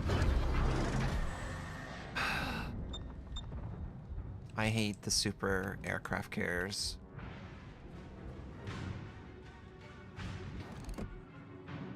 Alright. Gegnerisches Schlachtschiff gesichtet.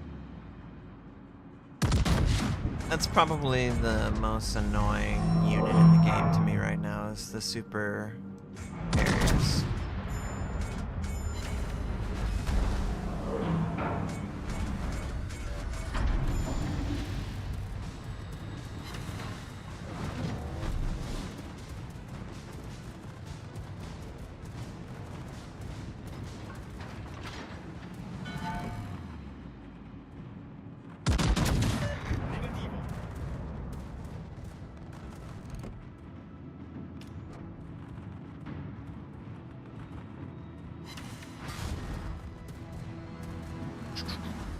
Let's retreat.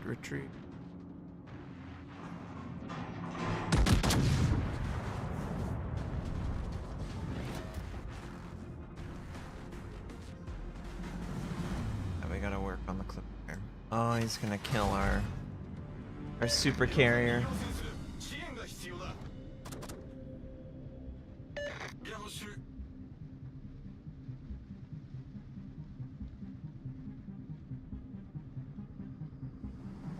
Merci beaucoup.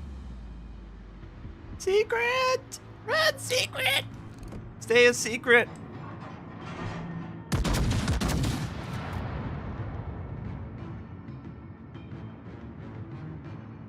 Torpedos achte aus.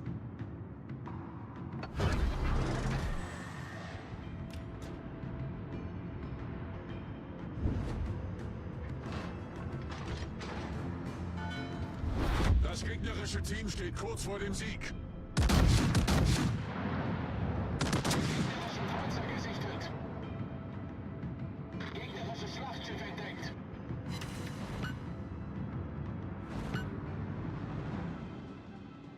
We busted one of his torpedoes.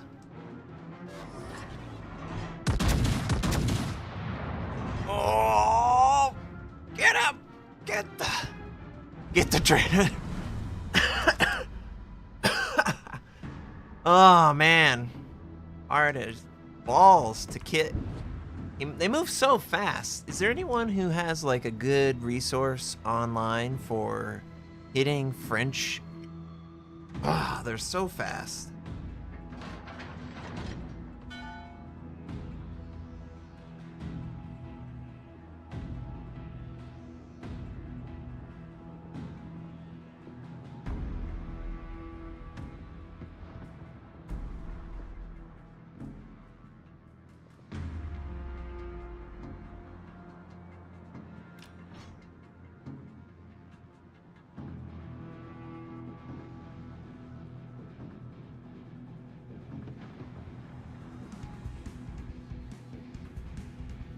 Oh, great. There's a small end out there.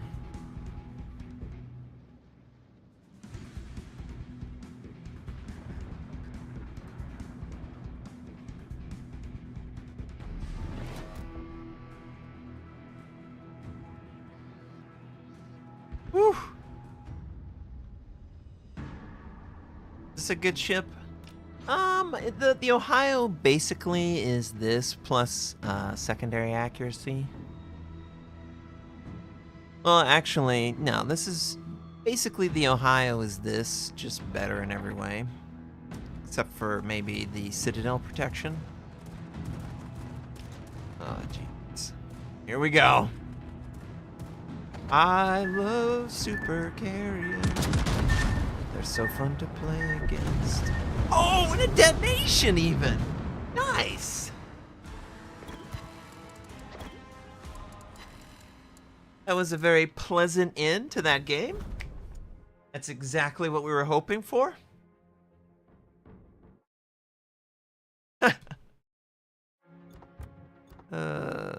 Jeez.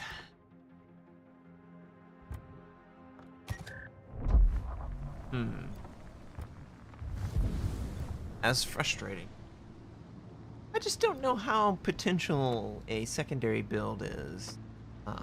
This no.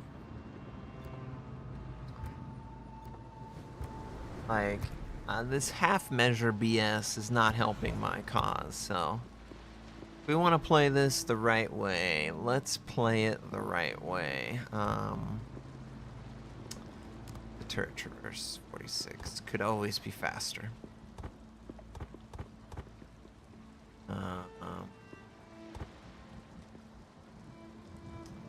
Yeah, we could have faster turret traverse or better anti-CV submarine. And when my A is active, I can... I think I'm gonna do grease the gears.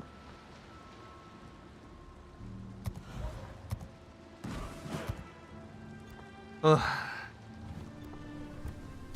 The problem is that when you play the Preußen, and this is especially true if you've played the Ohio, you just look at all the concessions that I have to make to basically play the same ship.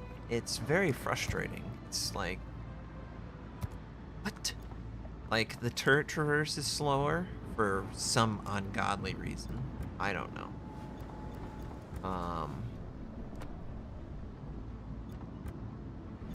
Turret traverse is slower, the ship is bigger, it has more hit points, and harder to hit Citadel. I guess that's the reason. But the Ohio just walks around this like it's... The Preußen wishes it was the Ohio. Obviously, the Ohio is a banned ship, and you can't play it in competitive anymore. But if you have the Ohio, why would you have the Preußen? The way the mechanics work right now, in my opinion.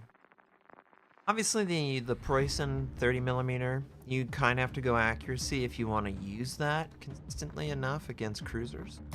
That's why I've decided to go sort of my tank all-around build. You'll note that the secondary range is pathetic. It's basically a bootleg Ohio. Yeah, this is as close to an Ohio as you can get legally. I feel like that's what they did. I feel like they were like, you know, the Ohio's too good.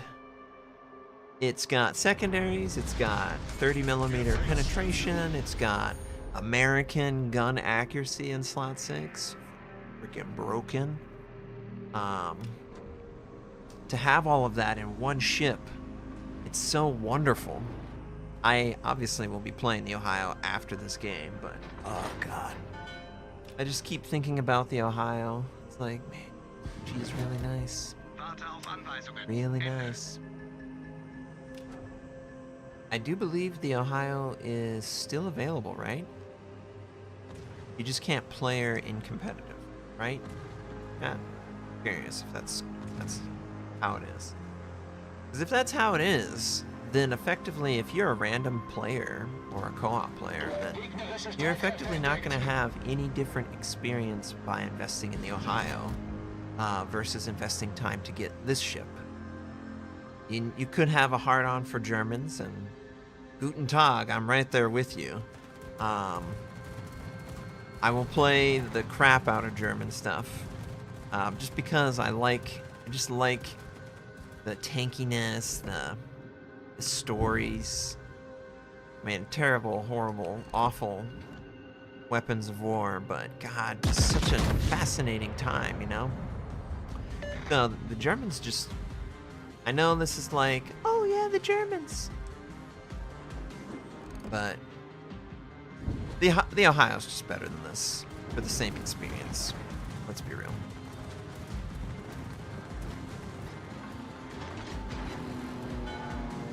Just gotta watch it. What do I do? Feueralarm! Okay. Lovely, lovely, lovely.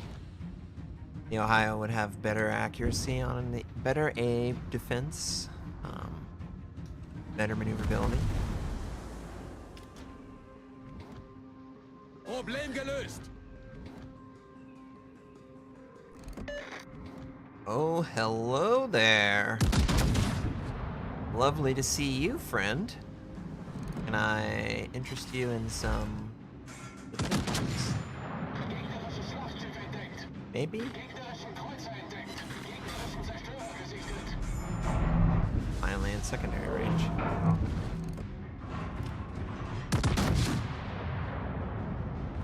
Guns.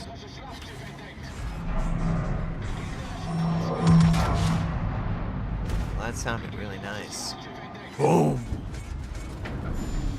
Oh no. Come on, man!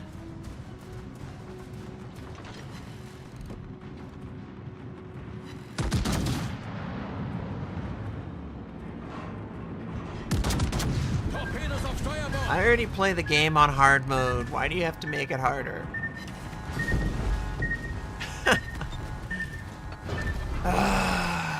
Aircraft carrier, please have mercy. Mercy.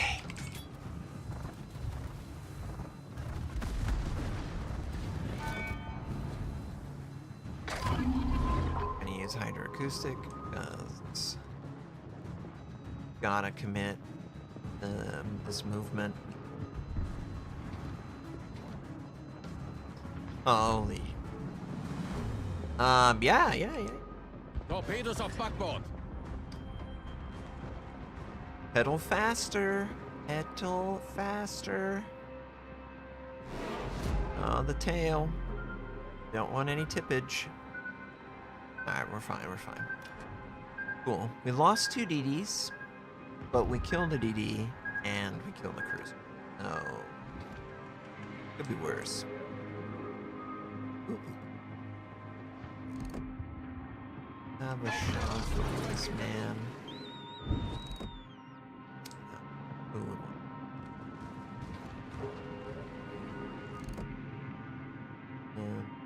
Backing up. I won't have an opportunity to back him, I don't think. Yeah, it's still available. Yeah, I would just get the Ohio. You're gonna like the way you look. I guarantee you in the Ohio. It's just a better. I love the Germans, but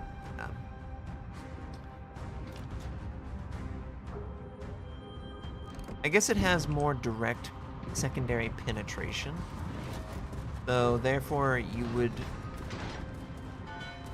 Hard, man. I want to love this ship and be a godlike, but the ranges that people are playing at are so much more extreme than they've ever been. Coming back, it's really obvious to me that we're just fighting at longer ranges.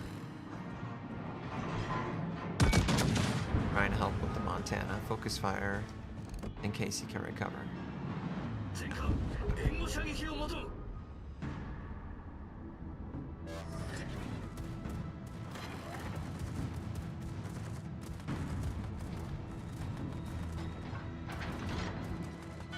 Man, it's been tough with an air.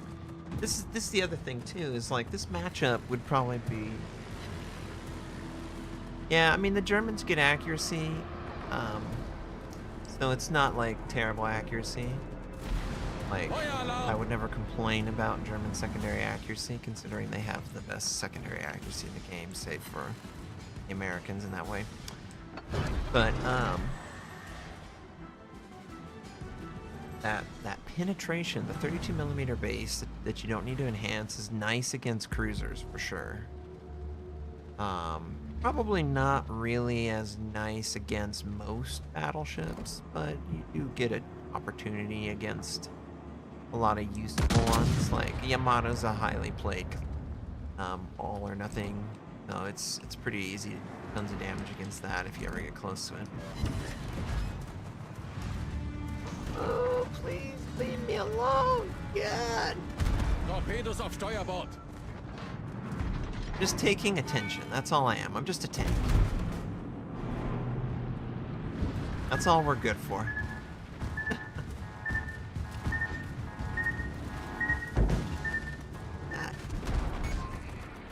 Hauptturm kritisch beschädigt.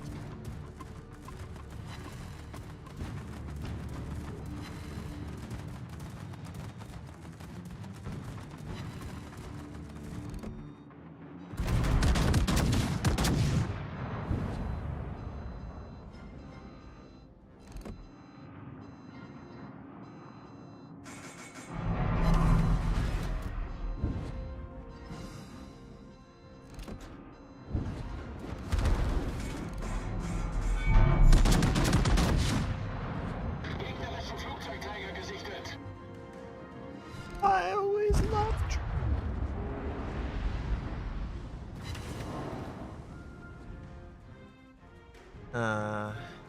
Yeah, I'm the juicy target. I'm the big boy, big fatty. But yeah, it's tough because it's hard for me to envision a world where the Preußen can push to make full use of the secondaries because it doesn't have the same concealment. That 2-kilometer range concealment is just killer.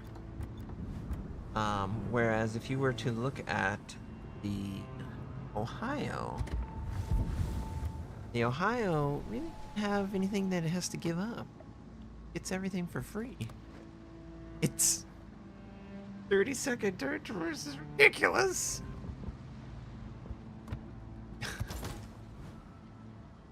I could choose to go secondaries. I could choose to invest all in its like stealthiness. So it's pretty awesome the way it works. I could go there.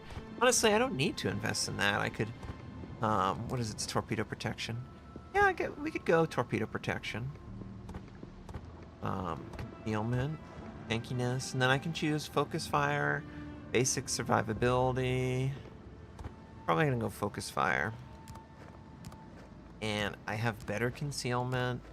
Yeah, my secondaries aren't impressive, but they're free, and that's nice. Meanwhile, everything about the ship is super awesome. You can customize it to whatever you want. Great, the Ohio can really do everything. Which is why it's not not open and competitive. It's too strong.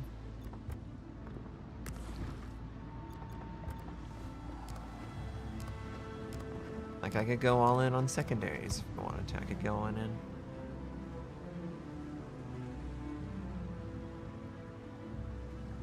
Oh, yeah. So, have you guys tested it on the... Yeah, that's a question that is worth talking about. So, the public test server 12.10, it went out today, right?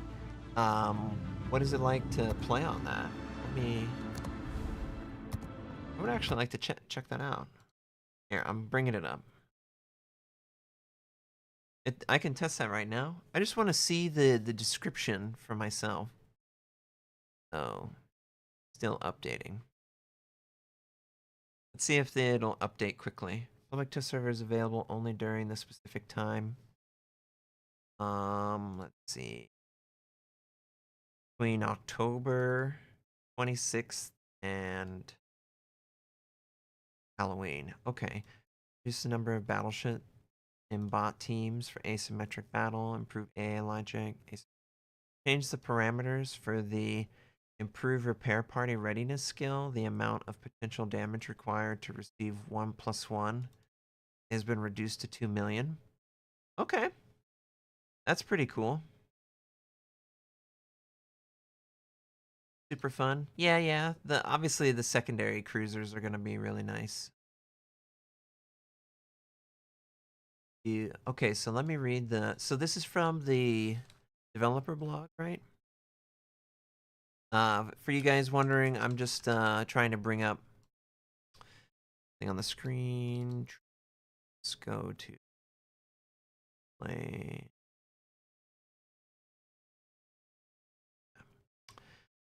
So balance change, right?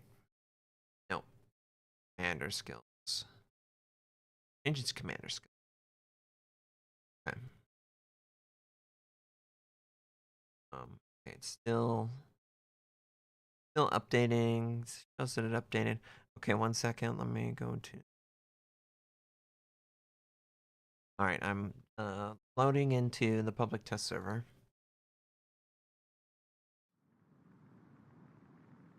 Well, yeah, this is what I was hoping they would do, is they would make skills that were less useful more useful. Just straight up. Like, basically, just buff them up until they are actually competing for players' headspace, so that there isn't any one objectively correct way to play the game, quote unquote. So there's less of an opportunity for people to, rag on others' gameplay. It's not appropriate to just harass so much about that. It's just a game.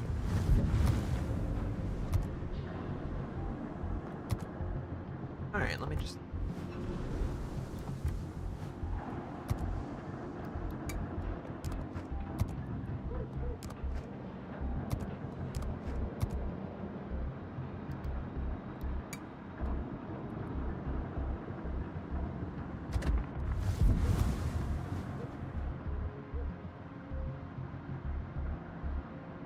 Okay, so let's have a quick overview.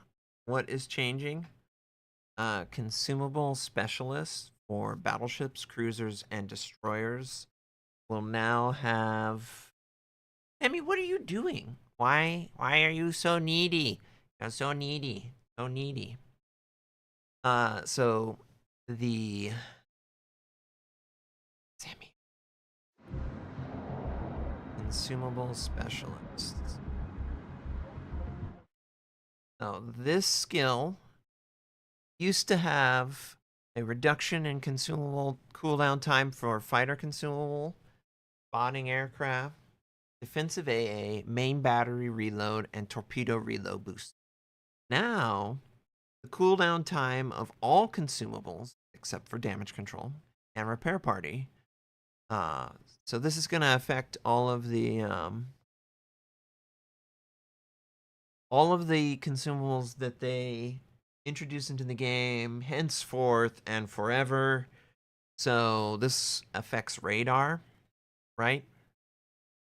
Which it didn't affect before. This affects the hydroacoustic.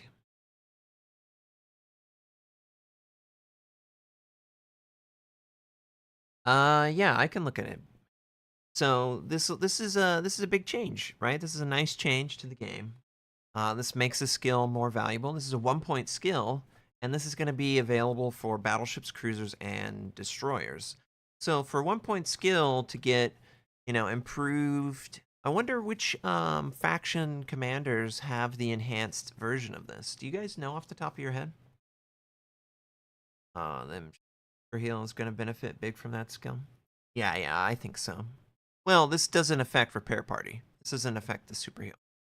But what this does affect is everything else. This affects all the other parts of the ship that weren't enhanced previously. Preventive maintenance for battleships and destroyers. This will also affect the hit points of AA guns and secondary guns. Ooh, that's a pretty nice enhancement. Now, one thing that I notice that the unique commander, he has enhanced version of this skill, but it's not enhancing. Well, I guess that is for the unique commander. Yeah, 20%. So that would normally be 15% extra hit points on your AA secondary guns. That's a pretty nice buff. That is going to make it harder to AA secondary battleship commanders, and it's just an added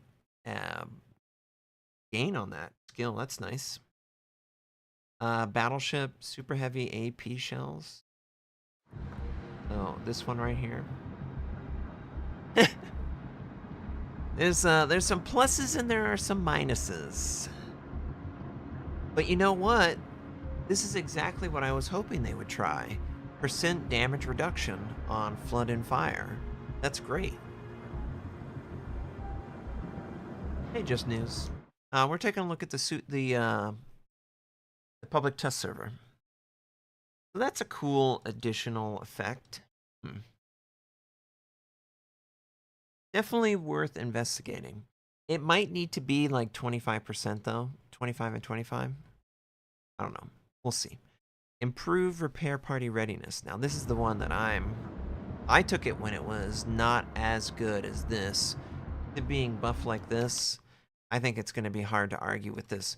The reason why this is so nice is because it basically... Sammy, what are you doing? God, these cats are so needy. They're so needy. Oh, Scott, good luck to the airport run. Had fun. Thank you for joining. So, yeah, for the improved repair party readiness, it is now 2 million. You receive an additional charge of repair party after receiving 2 million potential damage, which is once per battle. That's pretty decent. That's a pretty normal amount of damage that a tanky battleship would sustain. So you effectively get an extra charge of heal. Tammy, you're so silly. And that's pretty nice. That's really nice for super heal, and so annoying because they come with so few heals. So being enhanced with another one like this is a big deal.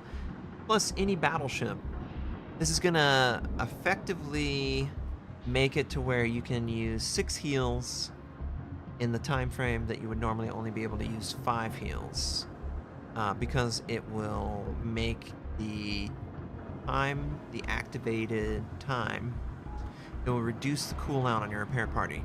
So it will effectively come off a cooldown faster. So getting an extra charge on top of that, really nice. So if you want to be super tanky, and the good thing about this, to me, is taking tank skills on a battleship, they're universally useful if you can reach the threshold that they're describing.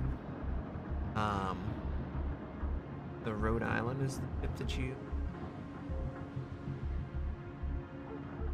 I can always show you what it looks like if the stats are in game. So, yeah, that's a pretty cool enhancement. But yeah, having a purely defensive skill, if you always argue with yourself, do I take an offensive skill? Do I take a secondary skill? Do I take a defensive skill? Do I take a utility skill? Or do I take an anti-air or anti-special unit skill? Effectively what I would call this. And with this enhancement, well-played player, you can total... Whoa! Thank you, Just News. Whoa! Thank you for that contribution, friend. I appreciate it. But if you look at this, this is something that can contribute from the beginning to the end of a game. And if you're someone who is effective at playing a battleship tanky, which it's not too bad, I can look at the armor layout. Here. Let's look at the armor layout. Armor layout. This is the armor layout for the Rhode Island. 27. So I think it's a battle cruiser. One of these 350s. Anything's credited to my account. Yeah. Okay, so yeah, it's 356 battle cruiser. Huh. This is a tier 10. It's a very odd thing.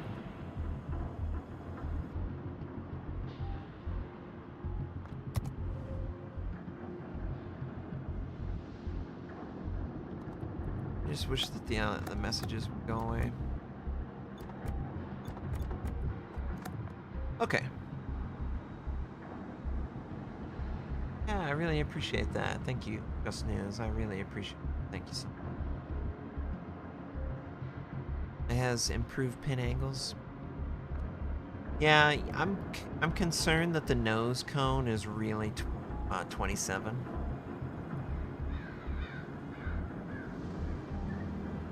Can I do that?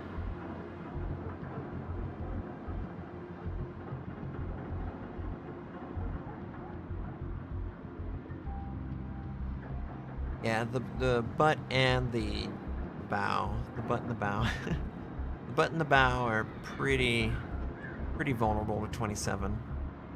So that would include anything above 381.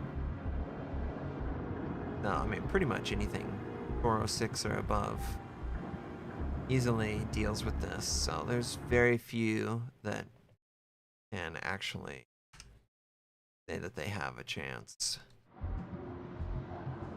in a bow position. You would not do that. Does it have weird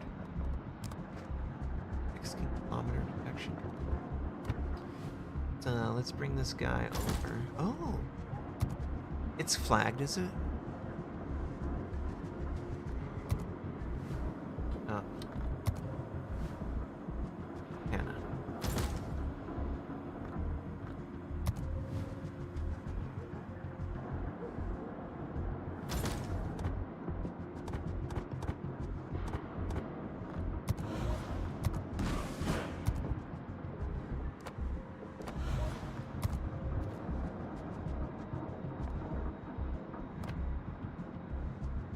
Yeah. Yeah, it's got radar. Weird.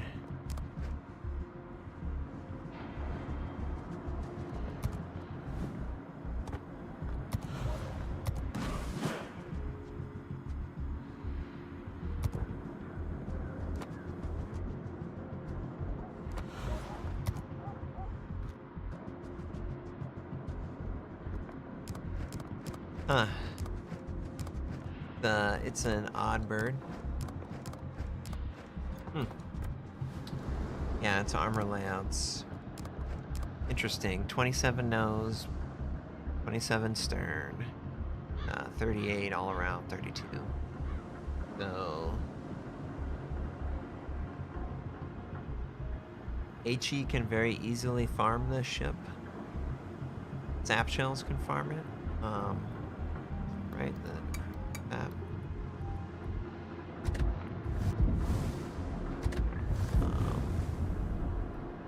Yeah. pretty vulnerable. A lot of high explosive. The Citadel.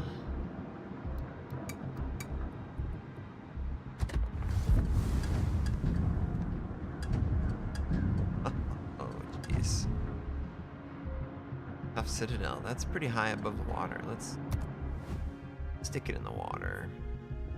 Ocean.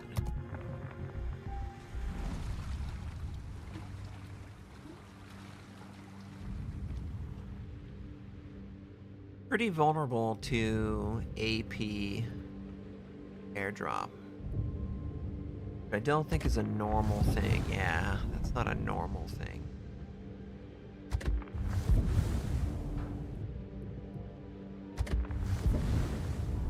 Well, it's got 19.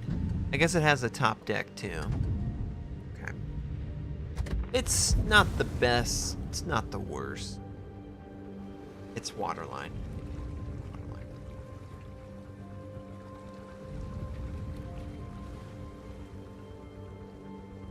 Man, I feel like at medium to long range against itself, or against like the Ohio or Yamato, the dive down effect is going to be really extreme against that. It's not a lot of armor in between it. Got 38. Is there anything above that? No.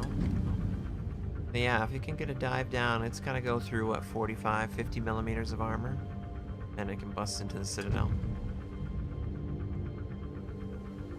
Yeah, I mean, it's not too bad, but the problem is the ship needs to move forward to be effective, so it's not naturally inclined to stay back. You know? It goes really fast. It does have this, and then it can go brisk. Oh god, it has a 15%. Wow.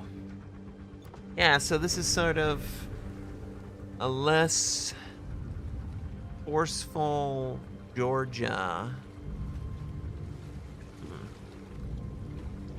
Alright, let me get back to the change skills. Focus fire training. Immediate damage when activating priority sector increased by 1.5%. Airstrike armament reload. Okay, so this is just getting a flat buff. Yeah. So a higher percentage priority sector damage. That's good.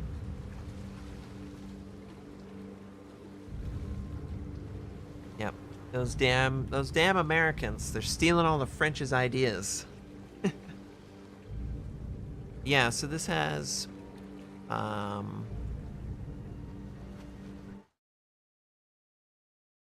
fire training. They added the immediate damage upon 1.5%, and they changed the following effect. Airstrike armament reload time is faster under it, and aircraft prep time is. Okay, so yeah, a nice buff to a pretty useful skill, all things considered, when you know you're going up against an aircraft carrier. All of the changes that they made to it, though, I guess the aircraft preparation time, so that affects the ability to airdrop depth charges. I just want people to be fully aware of how this is affecting the battleship. So this, oh, the airstrike armament's 50%, sorry. So, make any changes to that? No. Okay, so they made a 5% improvement to the airstrike armament reload. Sammy, stop biting me. This is my mousepad. So, airstrike, so 5% faster, so 15%. I mean, you're talking about a 30-second.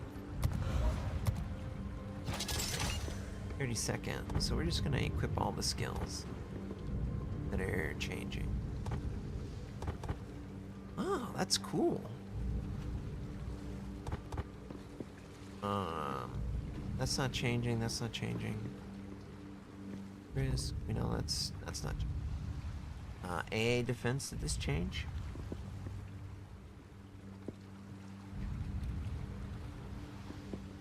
Oh, was there any level 2 skill that changed? No, I don't think so for battleships. Oh, no. AA defense, it did change. It did change. Yeah, absolutely, Big D. So the changes to the following effects on battleships: continuous AA damage increase from 10% to 15%, damage from AA shells 10 to 15. Oh, whoa! The ship consumable preparation reload. That is a monster buff. Whoa. That's going up crazy high. So effectively what they did is they made it do more damage.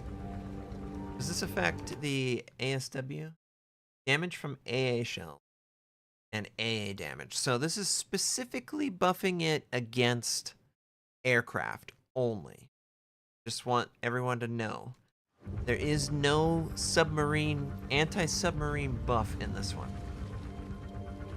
Yeah, imagine the FDR for flying over you as a battleship. Oh my god. You'll get like everything reloaded so fast. Yeah, that's pretty remarkable. Okay, so obviously focus fire, the improve repair party change. Super heavy AP shell. What else?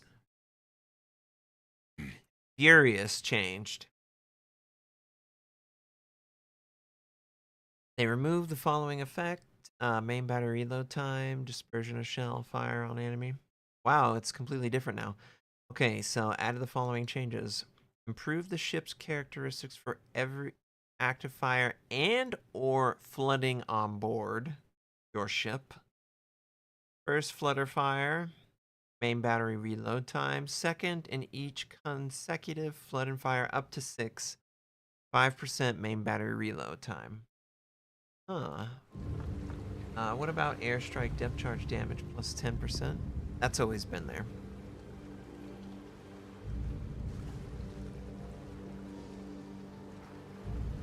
That is weird. Airstrike depth charge damage, depth charge damage. What are they saying? Is that different? Is it the same thing?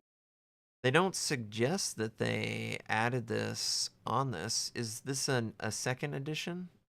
Let me just double check.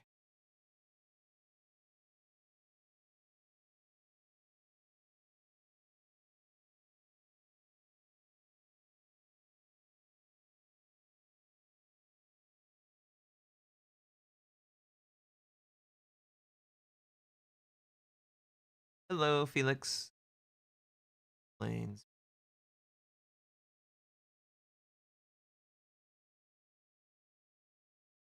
Yeah, I don't think that they made any adjustments on that front.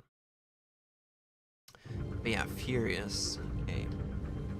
Battery reload time for each instance of fire. Flood affecting your skill is twice as effective for the first fire or flooding in compared to subsequent instances. Yeah, that's what I figured. They're making a distinction between one or the other. That could be it because it's worded. It could just be literally the same skill and they just like use that line of code and they stick it in the battleship and they stick it in the. I think World of Warcraft they had different skills made for every single class, and any skills that quote unquote overlapped over classes, they were not class skills. They were unique, general purpose skills. Hey 5-0, take care. It was fun. I'm just having fun. So, thank you. But yeah, this is something cool. So they're making it to where the effect is more noticeable up front, so that the most benefit will be the first time that it occurs. Every subsequent one will give you something, but for less. So that's pretty cool. There's nothing. See, like these two, they work really well together. And then you wouldn't want anything to reduce the time that you're on fire or flooding, but you would want to reduce the damage that you take, which basically combined in that. So I could conceivably envision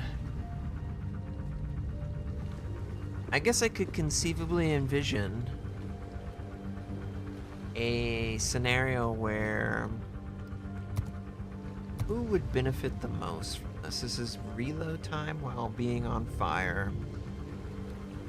Well, anyone who would be on fire for a long time and wouldn't necessarily care too much about it.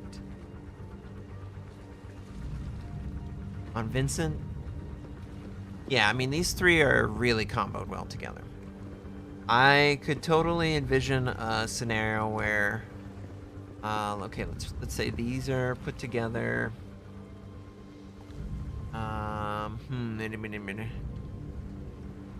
It's gonna be hard to stay undetected because you'll be on fire, so I wouldn't necessarily rely on that as my... Honestly, it's really hard to argue with that 40%, because if you have vision, if there's anything that your AA is activated for, your ship consumable preparation and reload time is going to be coming off a cooldown faster. And there's so much air in the game. I mean, there's so much air that it's basically impossible to play a match and not have this effect actually activate. So its base level benefit is really high, honestly. If you already have good turret traverse, you won't be able to activate Brisk because, let's be real here, with having fires sitting on your ship, you're going to be greater concealment, so it's going to be harder for you to drop off so that this effect is actually on. Yeah, I mean, that's pretty ridiculous. I just think it's great that there's so many skills that are now potentially online to have that, you know, that the luxury to have options. I mean, there's really a lot of options here, an insane amount of options. Let's see. I just want to see this effect on. Okay, so for something like Yamato, it only affects the aircraft. Does Vermont benefit a lot from this? Well, it does affect defensive AA. Ohio? I know. You know, interesting. The consumable specialists doesn't really... Maybe the Germans? Yeah, I mean, that would be a nice enhancement. That coming off a cooldown faster, that would be a nice buff. But would you take it over, like, something like that? Good. Let's see, Conqueror. What's the benefit of the Conqueror? Yeah, whatever. Absolutely nothing. I love that they have it enhanced with the... So is this effectively, you have to stick Cunningham on, like, incomparable? Oh, God. That's really good on incomparable. What about St. Vincent? Yeah, pretty good on St. Vincent, too. That's really good, actually. It's 10% off those. What about Columbo? Smoke, yeah. Okay. There's a lot for Columbo to invest in. Gunfeeder, if you're not taking Gunfeeder on the Italians, you just don't get it. You just don't get it. I don't know that you ever will if you don't take it. Defensive, okay, that's okay. Dragon's probably gonna be nice because the speed goes up. Oh ho ho, yeah. Yeah, wow. Okay. That's gonna be pretty dope skill for the French battleship.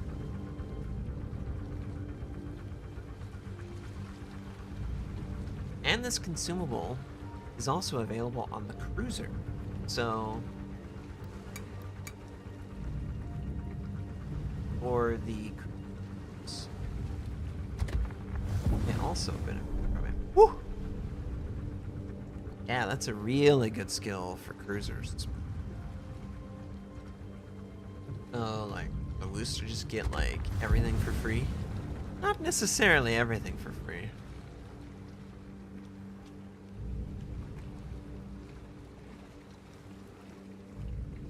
I still can't believe that it gives 50%!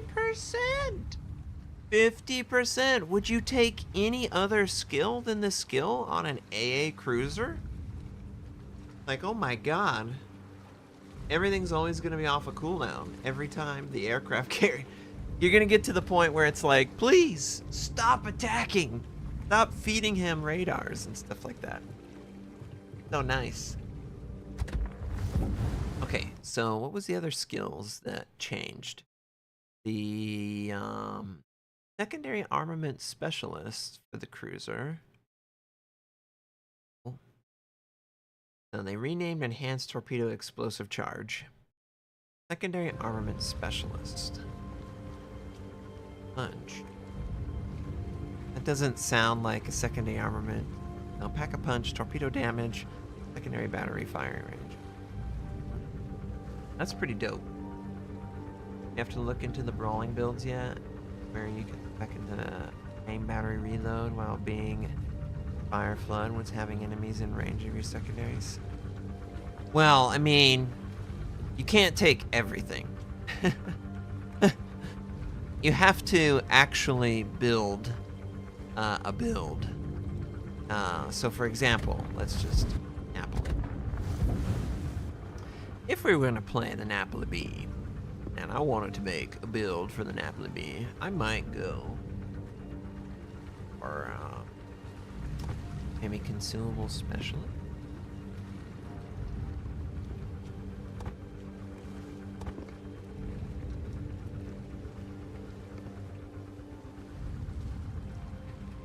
Fine.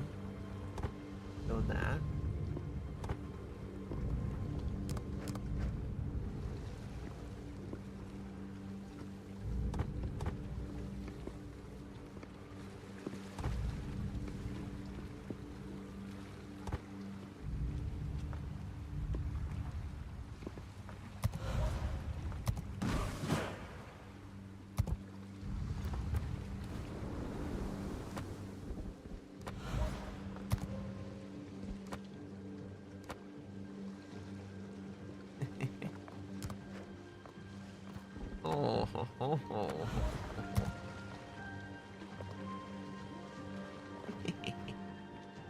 Oh yeah, stealth sap secondaries. Oh, gee.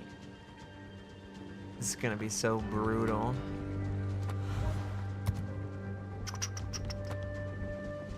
Is the Napoli commander? What does the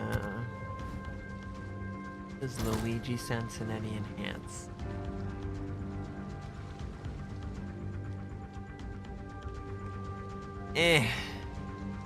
Could have been so much. Why outnumbered? Because it has the secondary battery. Well, the ship speed is a useful skill, and your main battery going. I guess you don't need to technically take that to be a full secondary build. So yeah, what do we absolutely need to take? I'm gonna guess that playing aggressive, we're gonna want that. Probably want that. Got it. We can't take everything. We go that.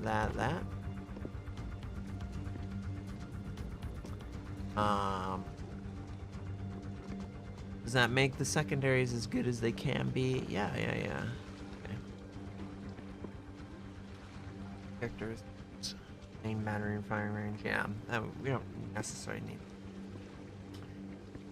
No.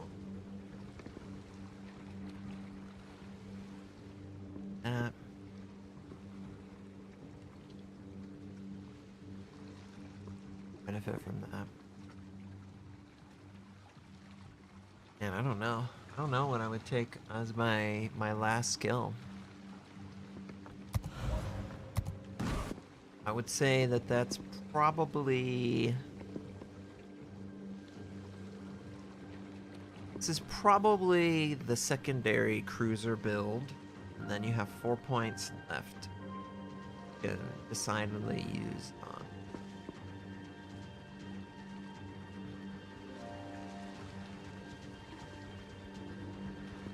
I think that having radio location with this probably be really nice. AR. F. Yeah, I mean, you could do that, and then yeah, that's probably more useful when people are spotting for you, but the radio location works really nice with smoke. But yeah, I think it's probably the best. Well, you don't really... Okay, so... I think a drone rush is probably an obvious choice for a secondary ship. So, then you have 1 point. What's the turret traverse on this? Oh, it's bad. I don't necessarily think that you need gun feeder more than you need faster turret traverse, because you're going to be moving around close proximity of people, and yeah, the gun feeder effect's nice, but if you can't reverse your guns on them, you can't hold them as accountable as you would hope to be. But, you know, that's a pretty decent build there. I think Consumable Specialist, this is the go-to, right? You would take this for the enhanced smoke off a cooldown effect. That would just be beneficial. It lets you play more aggressive. Secondaries can fire when you're in smoke and you don't fire your gun. That is true. You don't fire your gun. See, I wonder how long you would spend in smoke. Like, obviously, adrenaline rush is nice when you take damage, but it's not necessary. And it does leave it to where you have this awkward 1 point that it's not horrible to use it on, you know, like this or this or this. Probably horrible to use it on Swiftfish, but there's so many variables on that option that it's difficult to choose one that's better than another. But that's pretty much what a secondary build on the ship would be, and oh my god, it would be amazing. Stealth secondaries? Yes, please. I'll take that. Okay, so another secondary base line potentially is the Germans. Not that I would play them secondary, but because of the way that they work with torpedoes, and hydroacoustic, there is a lot of synergy to potentially play closer to the front. Plus, you're pretty tanky overall.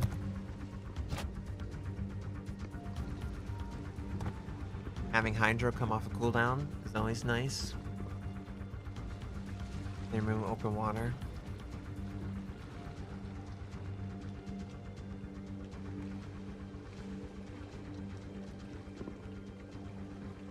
What do you mean? When your secondaries are firing, there's no stealth effect?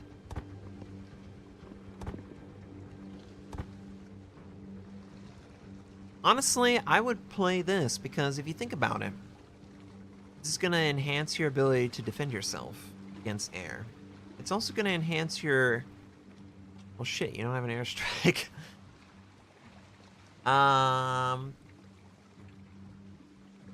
Help airstrikes. Doesn't help me. Does it even help with ship launch depth charges? Man, if I could launch my depth charges from a distance, that'd be great. But let's go secondary.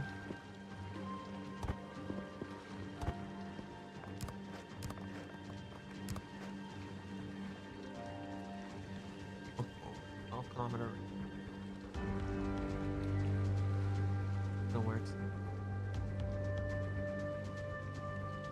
So that was the compromise, that you would not stealth fire in open water. So if someone was at an angle that they could see, it'll bloom it out, as if you're firing normally. Does it expand the bloom out to your main battery range or your secondary battery range?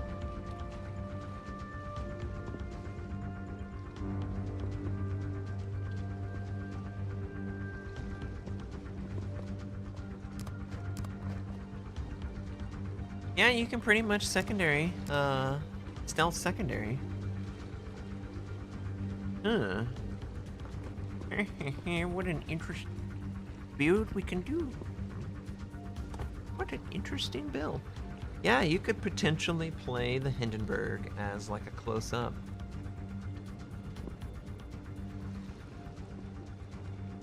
It would have a lot of synergy. It would be really strong at hunting down submarines. And because of that, I would say you would need radio location for that particular job. The turreters, 22, okay. Could be worse. What's the speed? That's probably the hard one. And that's all I've got. Wow. I'm trying to envision an anti-submarine Hindenburg secondary build.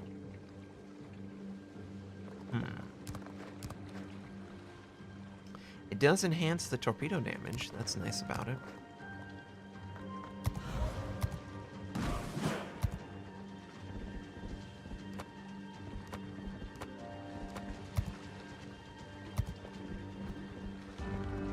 Oh, 12 point.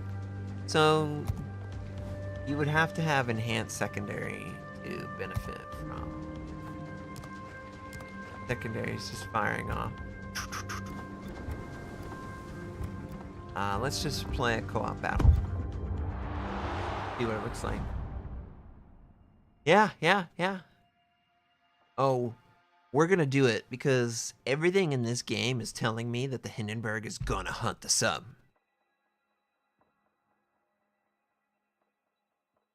But yeah, it doesn't have enhanced secondary. So my prediction is there's gonna be a secondary line in Germany at some point that will probably everything that the Hindenburg is except for maybe gun accuracy.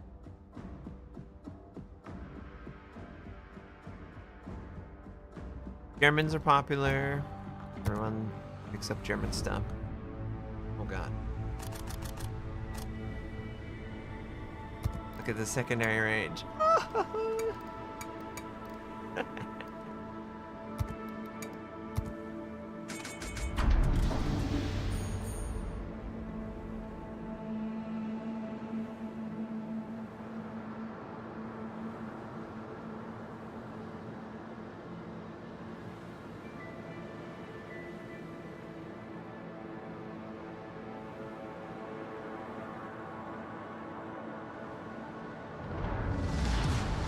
Battle starts.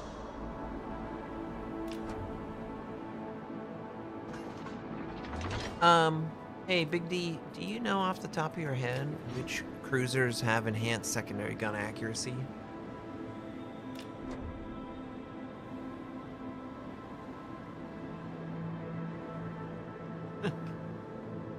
They just butchered the Hindenburg so much. Why ship launched?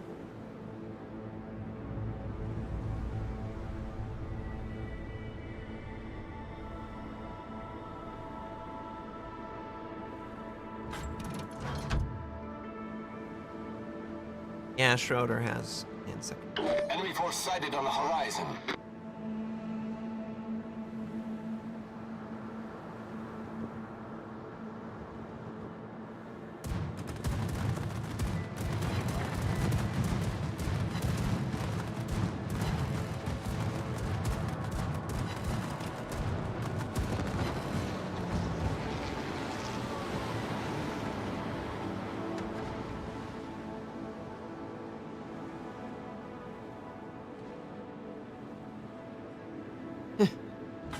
Yeah, we are slow.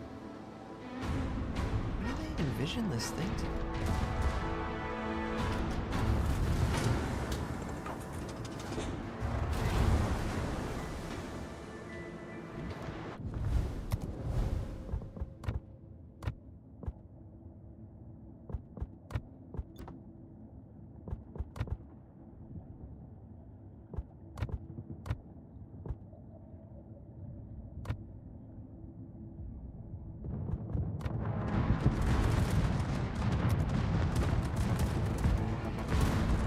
see how much secondary hits we get.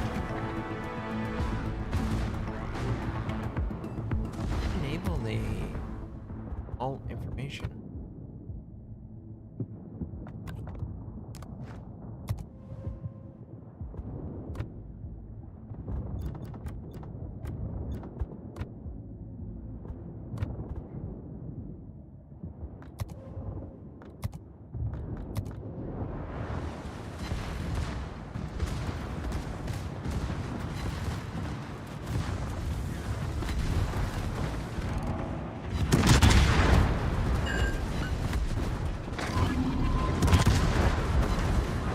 Torpedoes, dead ahead. Torpedoes, direct front. Hull breach. We're taking on water quickly. Problem solved, sir. Secondaries do like no damage, man.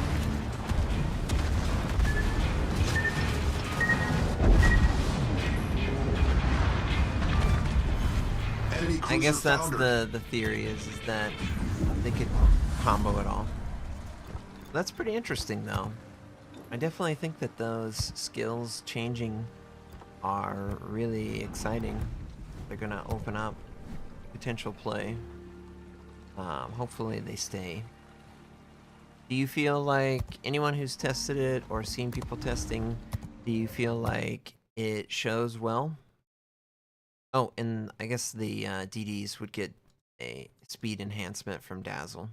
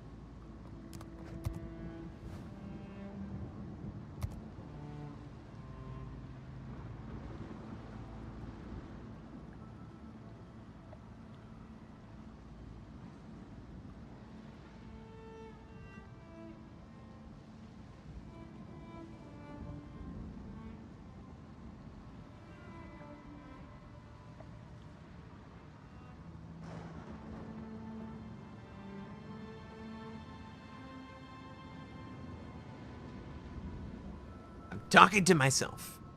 Do you guys think that this might lead to concealment on battleships being taken less frequently?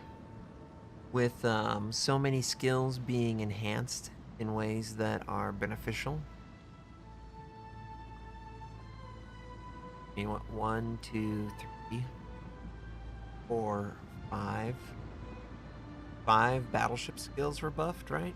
6, actually. Wow, yeah. Wow.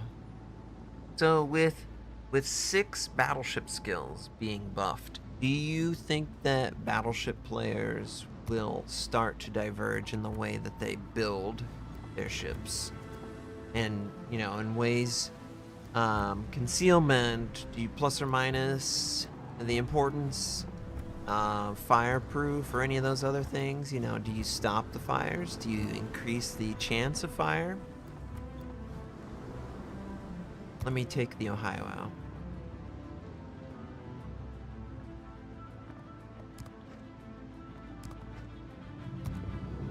it's tough. A lot of useful skills. Yeah, it would be so nice if they made all those changes.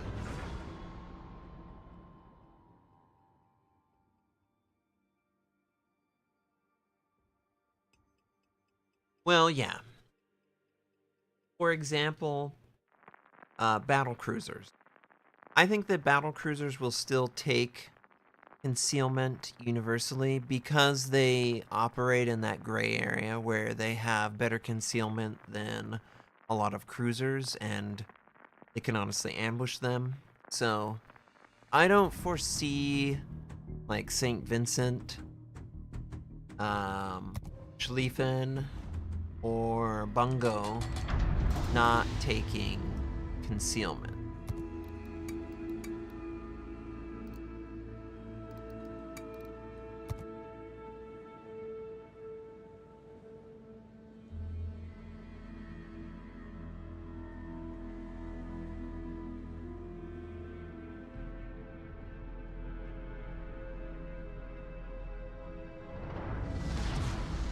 General quarters.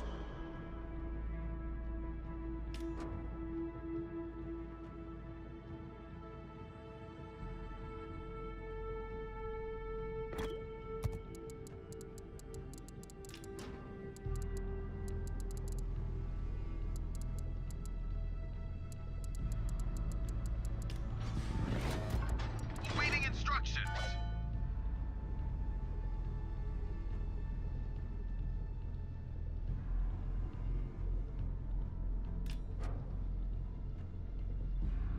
Oh, I guess St. Vincent, yeah, that's the thing, is St. Vincent, God, that's the thing, is St. Vincent, so many things changed for that.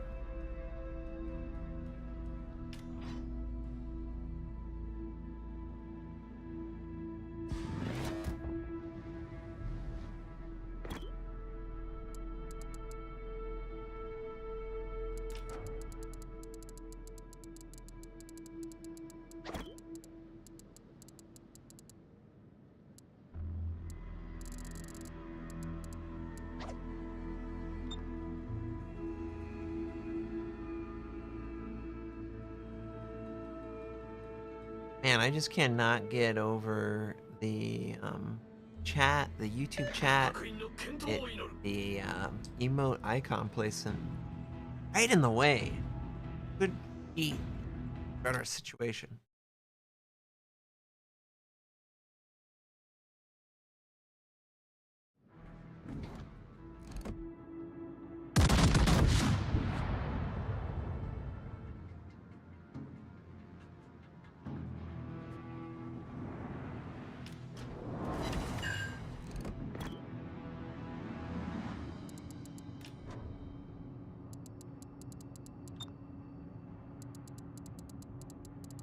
Enemy battleship detected.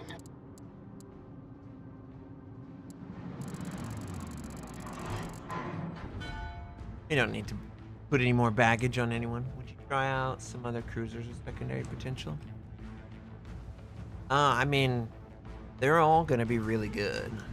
It's not really a question with the additional Torpedoes, direct range. front. You know, like, for example, I think everyone with a Napoli Torpedoes, should dead be ahead. very excited.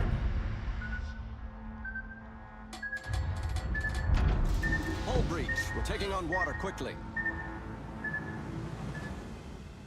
Torpedoes, dead ahead.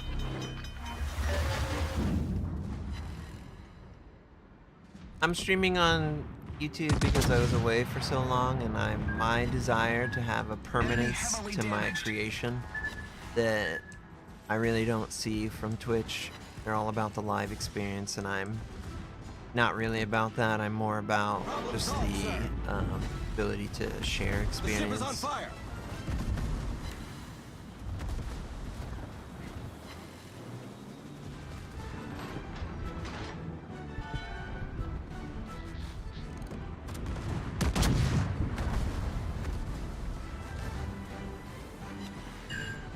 Although I did hear that Twitch changed their terms of service, so they'll allow people to stream alongside, even if they're partner or whatever. So I might do that just because, but I really would love everyone to just come here.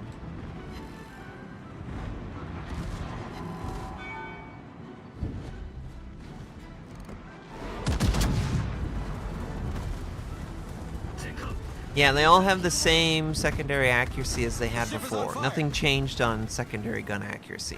So it's not like you're going to be able to play any cruiser with secondaries, you know.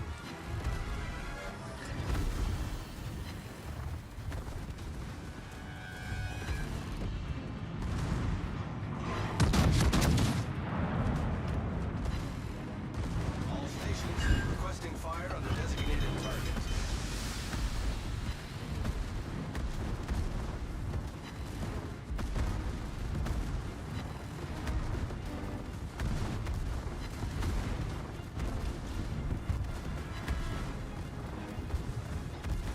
Alle Stationen, Feuer auf das Ziel konzentrieren.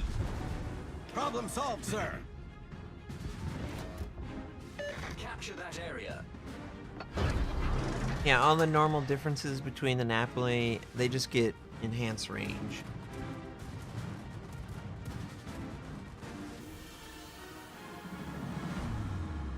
Which I don't know, it could... Concentrate fire on Man, the I just all of a designated sudden target. cannot breathe.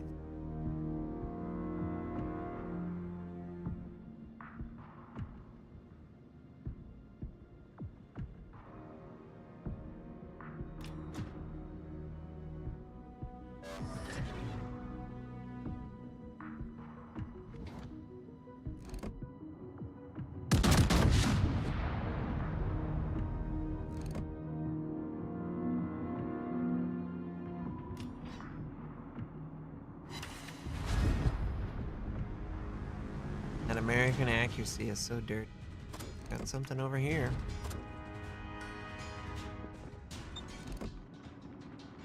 Attention. Reporting the target position. My greatest weakness, I don't have any range. Nice work. Evil guy over here.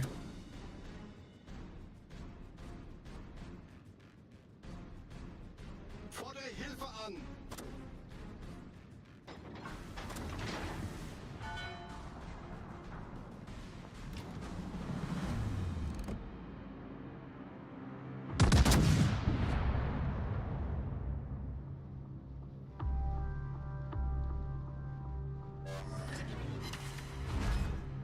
Torpedoes, direct front.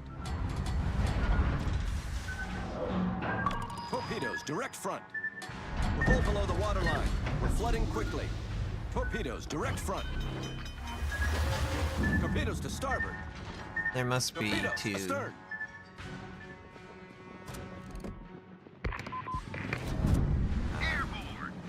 Why did I get this horrible, hellish scape? You really gave me double submarine? Problem solved, sir. Really? Double submarine? I've got like one of the worst. Oh, you little shithead. Torpedoes to starboard. Waiting instructions. Torpedoes to starboard. Ah, I hate subs.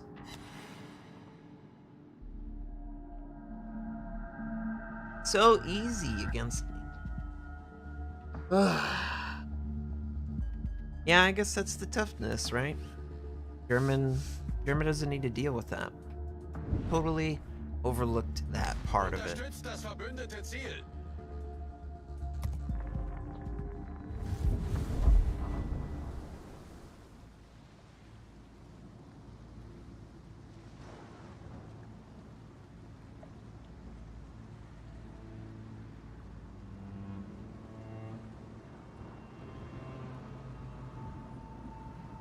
It's because she's so good at everything else, but God, she's so bad against that.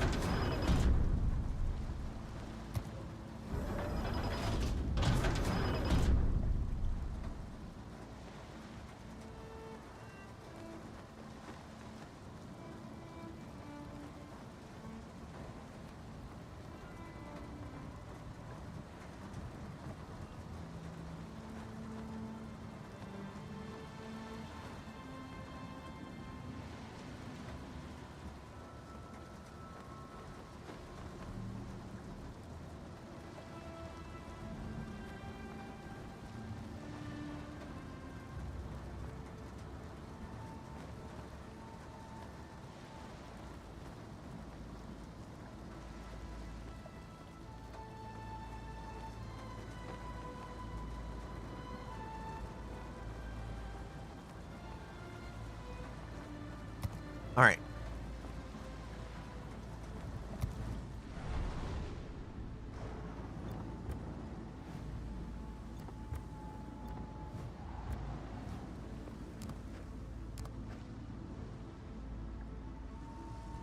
Yeah, the Ohio's ASW.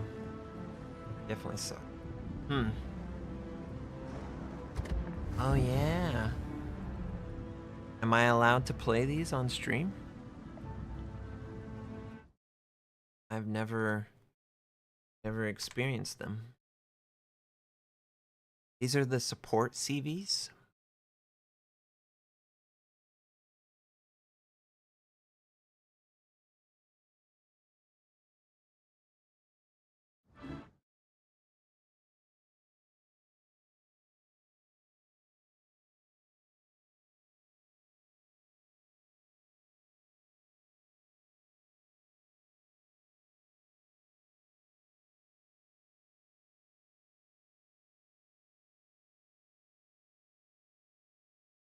Oh, I can only show and import for you. Oh.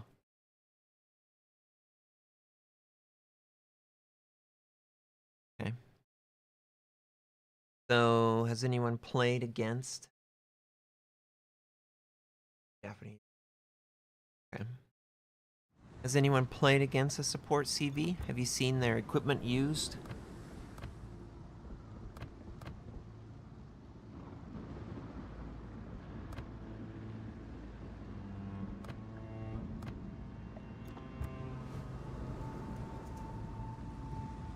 I'll play that off stream.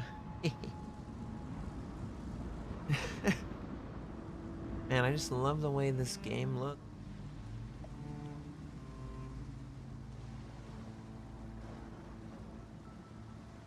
I remember, what was it? It was like a 2003 title, 2005, where it was like the first time I had interacted with, maybe even before that. But yeah, like Battlefield. Remember Battlefield 1942? Remember how low poly those carriers and everything was? I was like, this is so cool back in the day. Oh, it means nothing now. Most of you are like, Battlefield what? Who? Never heard of this game.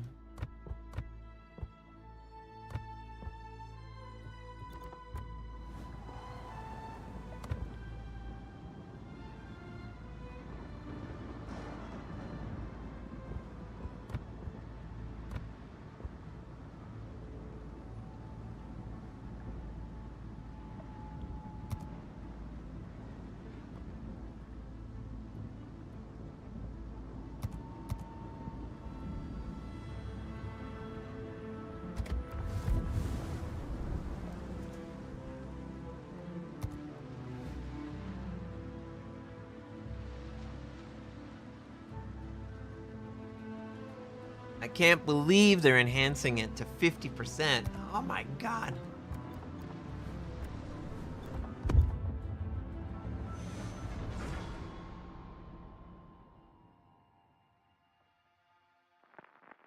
I'm really happy that they're doing it though. Okay, so let's say theoretically 1210 patches out and battleship players are rejoicing over all the options. Cruiser players are rejoicing over all the options.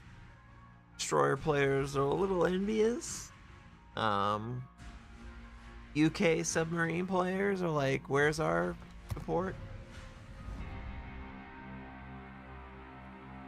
Of course, we don't have an aircraft carrier to go up against. Man, I think battleships are gonna love 1210.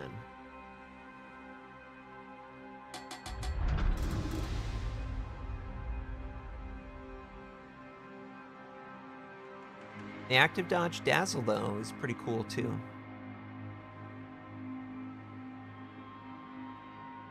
There's definitely an element of Construction stations. It feels like some of the commander skills have been able to open up the game a little bit over time. And I think if they keep pushing in this direction, the game is going to feel a lot more open. Like, the potential targets that you're playing up against, they're going to be so varied and different that you won't be able to just instantly predict every outcome in the way that it was much easier to do that before. Obviously, there's going to be people who feel like it's taking away from the game that they loved. But I would kind of argue that the game you loved was really unfair and really one-dimensional in a lot of ways, and it shouldn't have been. But people did not want to make changes like that, which is unfortunate. Like, you know, they should just get behind the idea of playing the game is enough for them to feel like they're making money.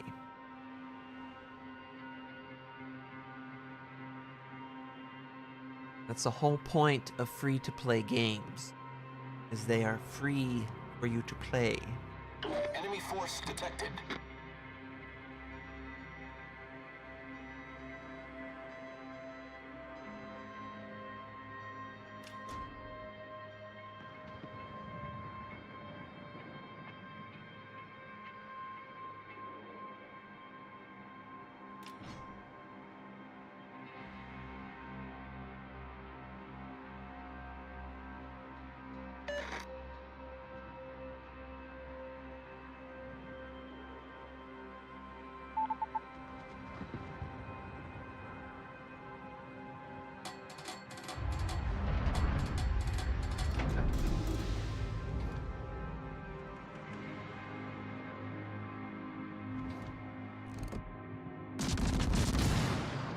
Enemy cruiser sighted.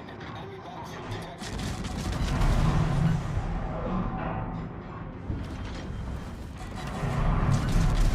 The ship is on fire. Brave. Brave, Frenchie, brave.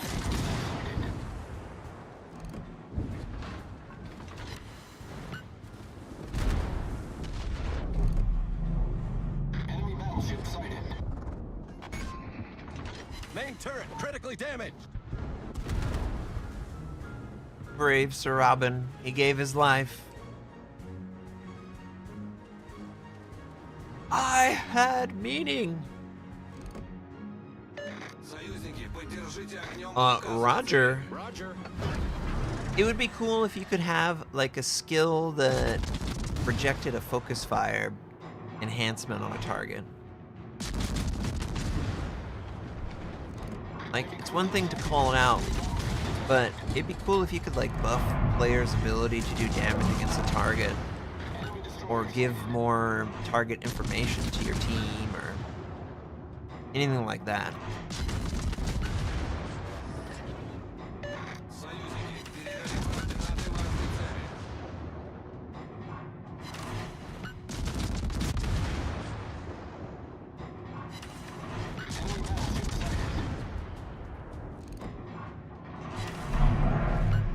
No, I haven't made any reviews on the Japanese battlecruiser line.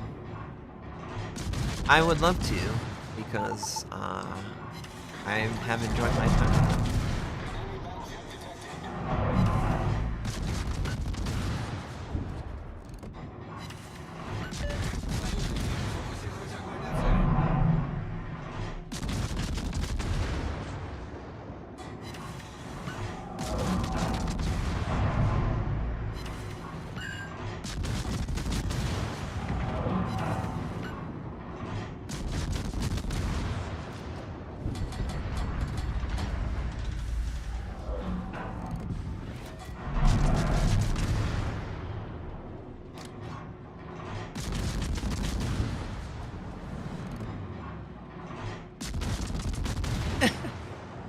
All these birds. Could you imagine how terrified animals would be if this was what they were stuck in? one of the weird things that they added to the game that I'm just like, okay. I guess people were complaining that there wasn't enough movement going on.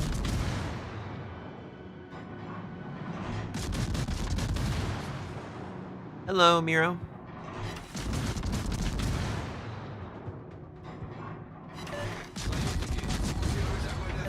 Enemy submarine in sight.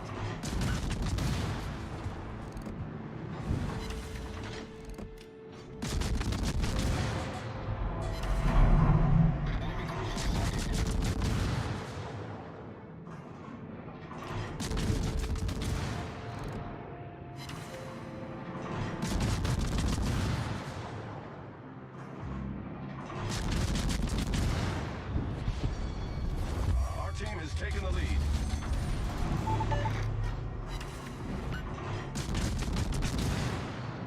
Enemy battleship sighted.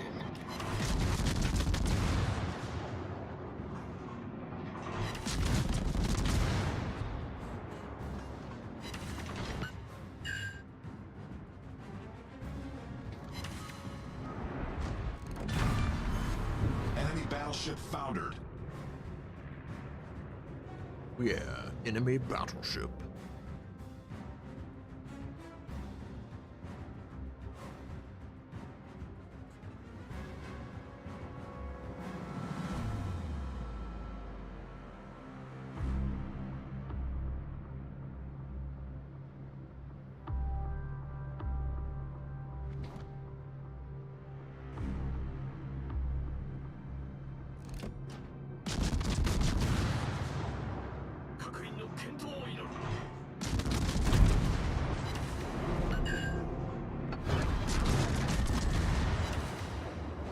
Enemy cruiser sighted.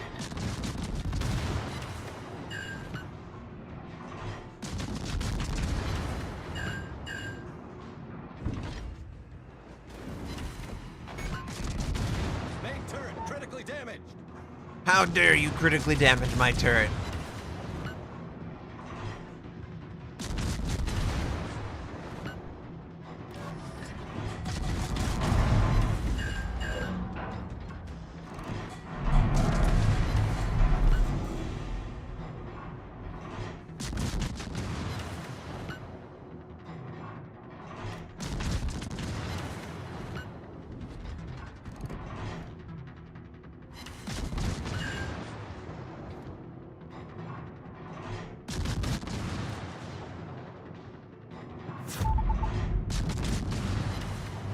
Enemy battleship detected.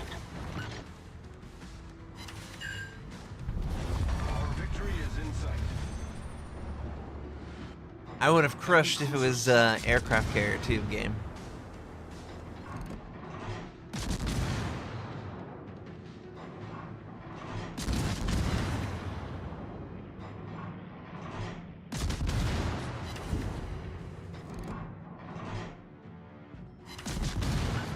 Oh, there was a Kitakami in this one. Oh, he got 2 kills.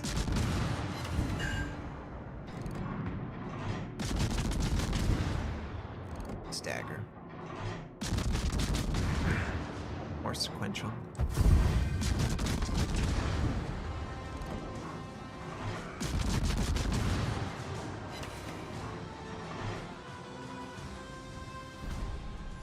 Rain in those fires. Both fires. Yes, yes, yes.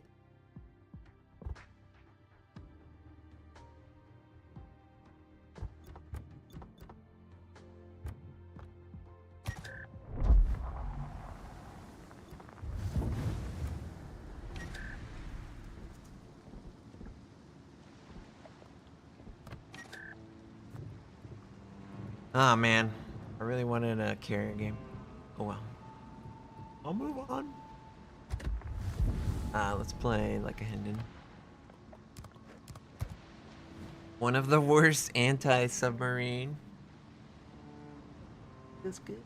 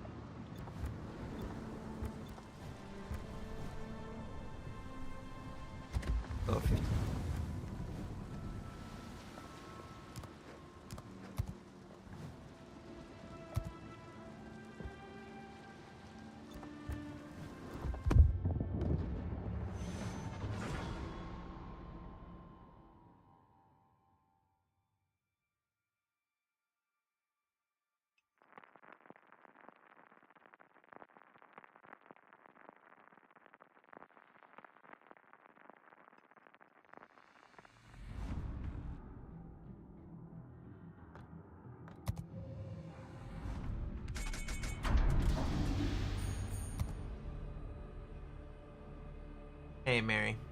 Take care.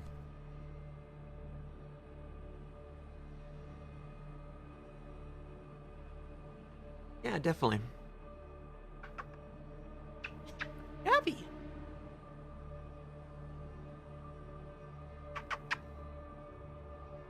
Woo. Die Schlacht beginnt.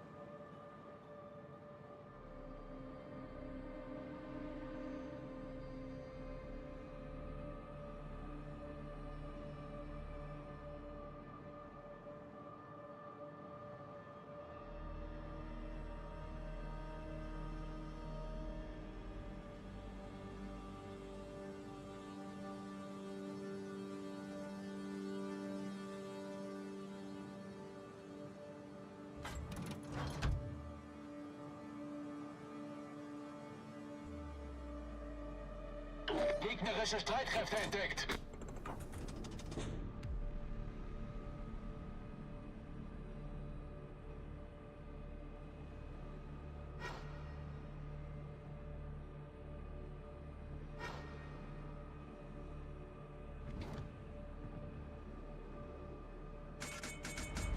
Nebelwerfer gestartet.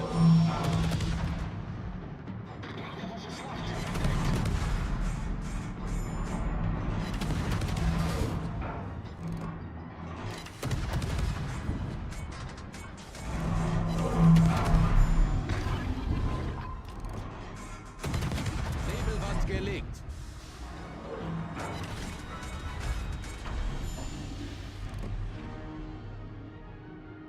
Gegnerischen Kreuzer entdeckt.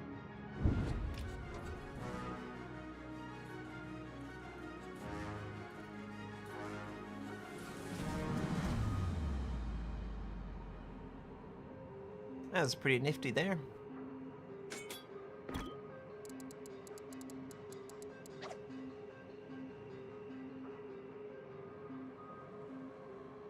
Marseille usually is really hard to nail down, but we caught him, surprised him.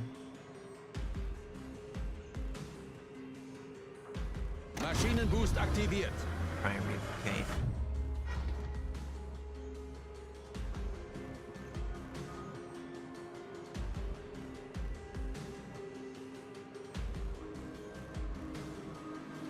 Ah, he's complaining. He went forward really fast, bro. He didn't, obviously.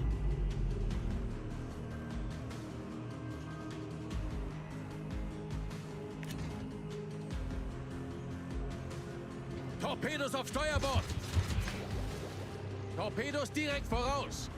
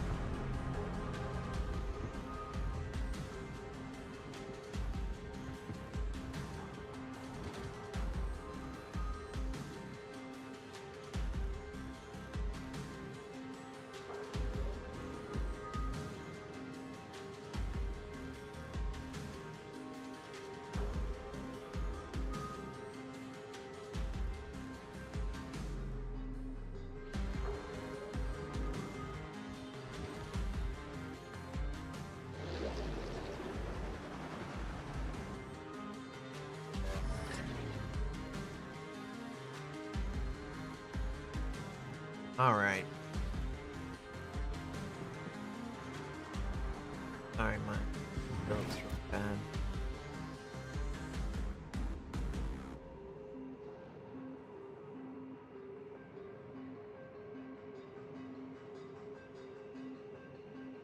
Maschinenboost deaktiviert.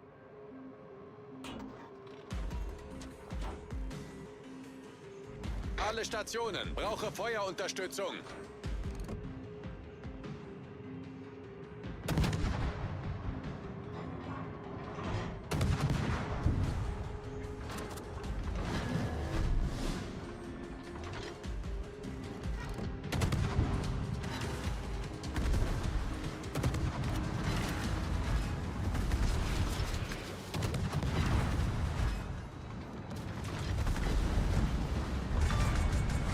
Wir haben einen gegnerischen Zerstörer versenkt. Did not expect him around the corner.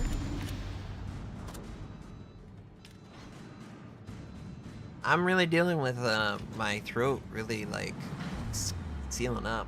I'm allergic to.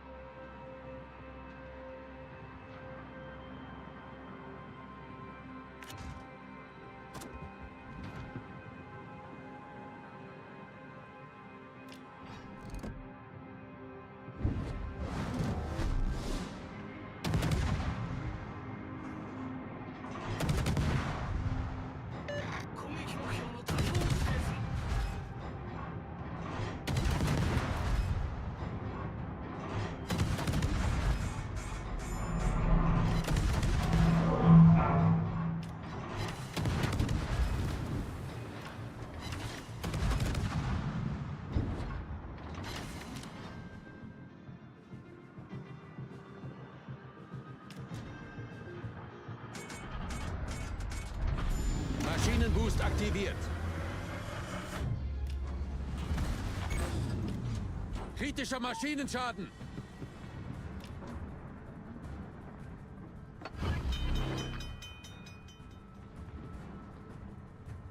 Problem gelöst.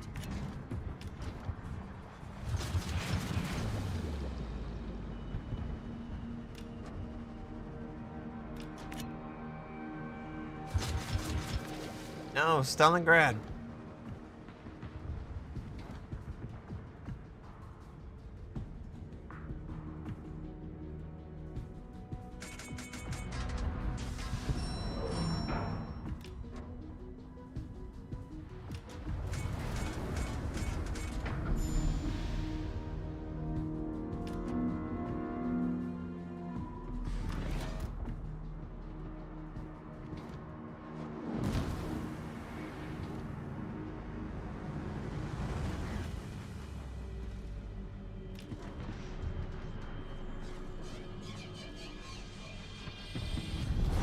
Unser Team hat die Führung übernommen.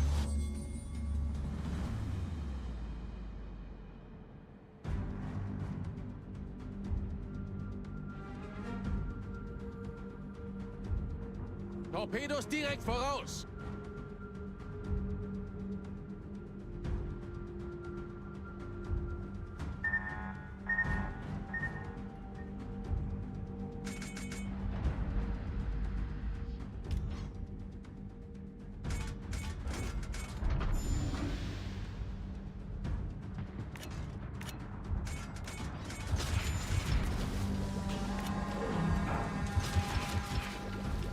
Torpedos auf Steuerbord!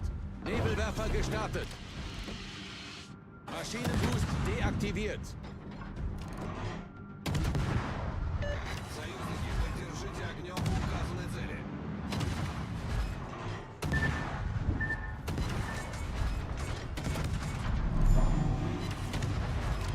Nebelwand gelegt.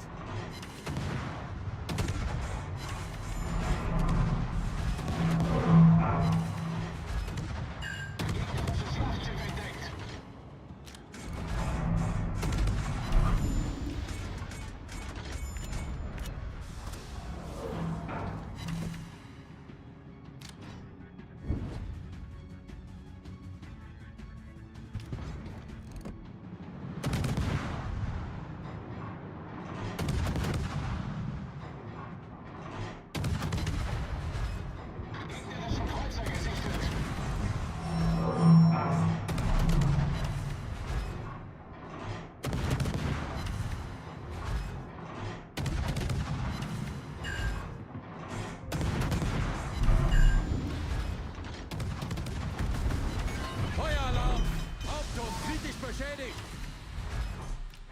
Problem gelöst. Torpedos direkt voraus.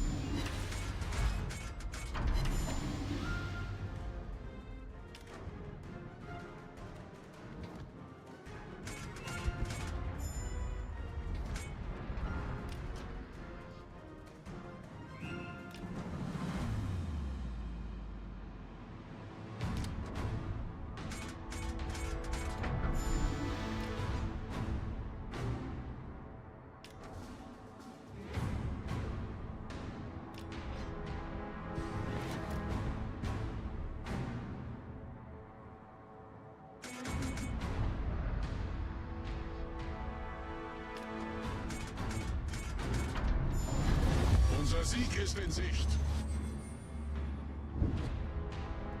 Maschinenboost aktiviert. Unser Sieg ist in Sicht.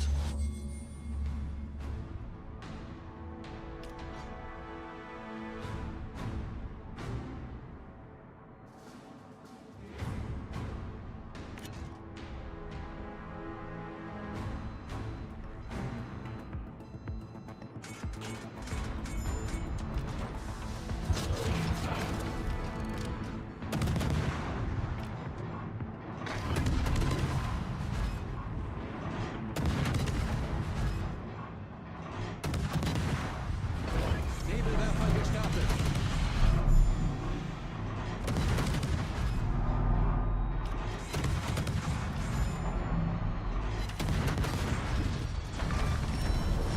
Unser Team hat die Führung übernommen. Gegnerischer Kreuzer versenkt. Problem gelöst. Wir haben ein feindliches U-Boot gesichtet. Nebelwand gelegt.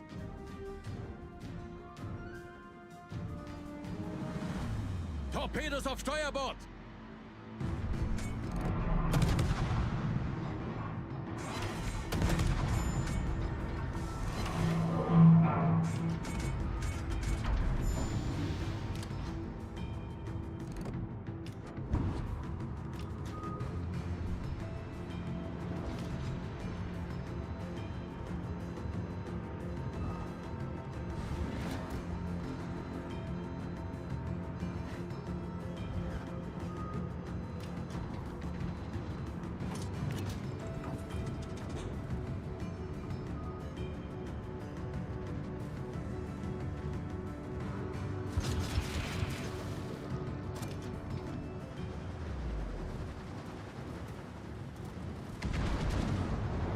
Maschinenboost deaktiviert.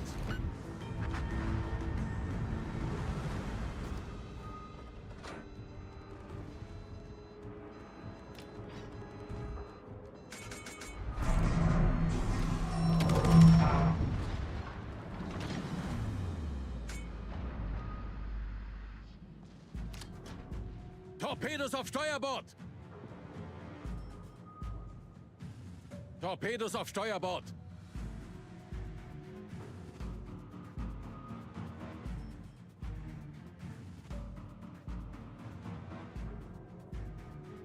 Man.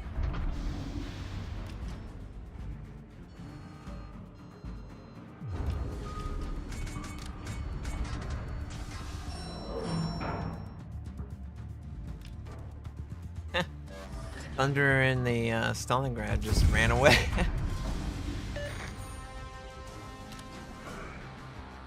Well, that's not what you were going for.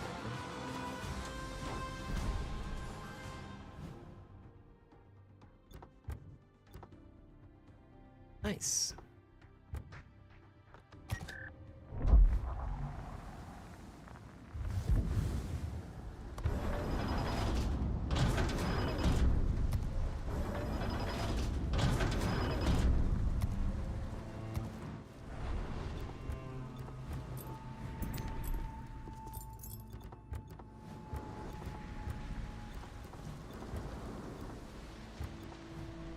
All right, everyone. Thank you for tuning in. Sorry I was a little less talkative at the end. I just lost my voice. Try and rectify that. But thanks again for tuning in, and thanks again for suggesting checking out some of the changes off of 12.10 public test server. That was pretty cool. And I hopefully will have a video that discusses my impressions on something that's happened recently. But first I have to fix my voice. So thank you again, and I hope you all have a great rest of your day.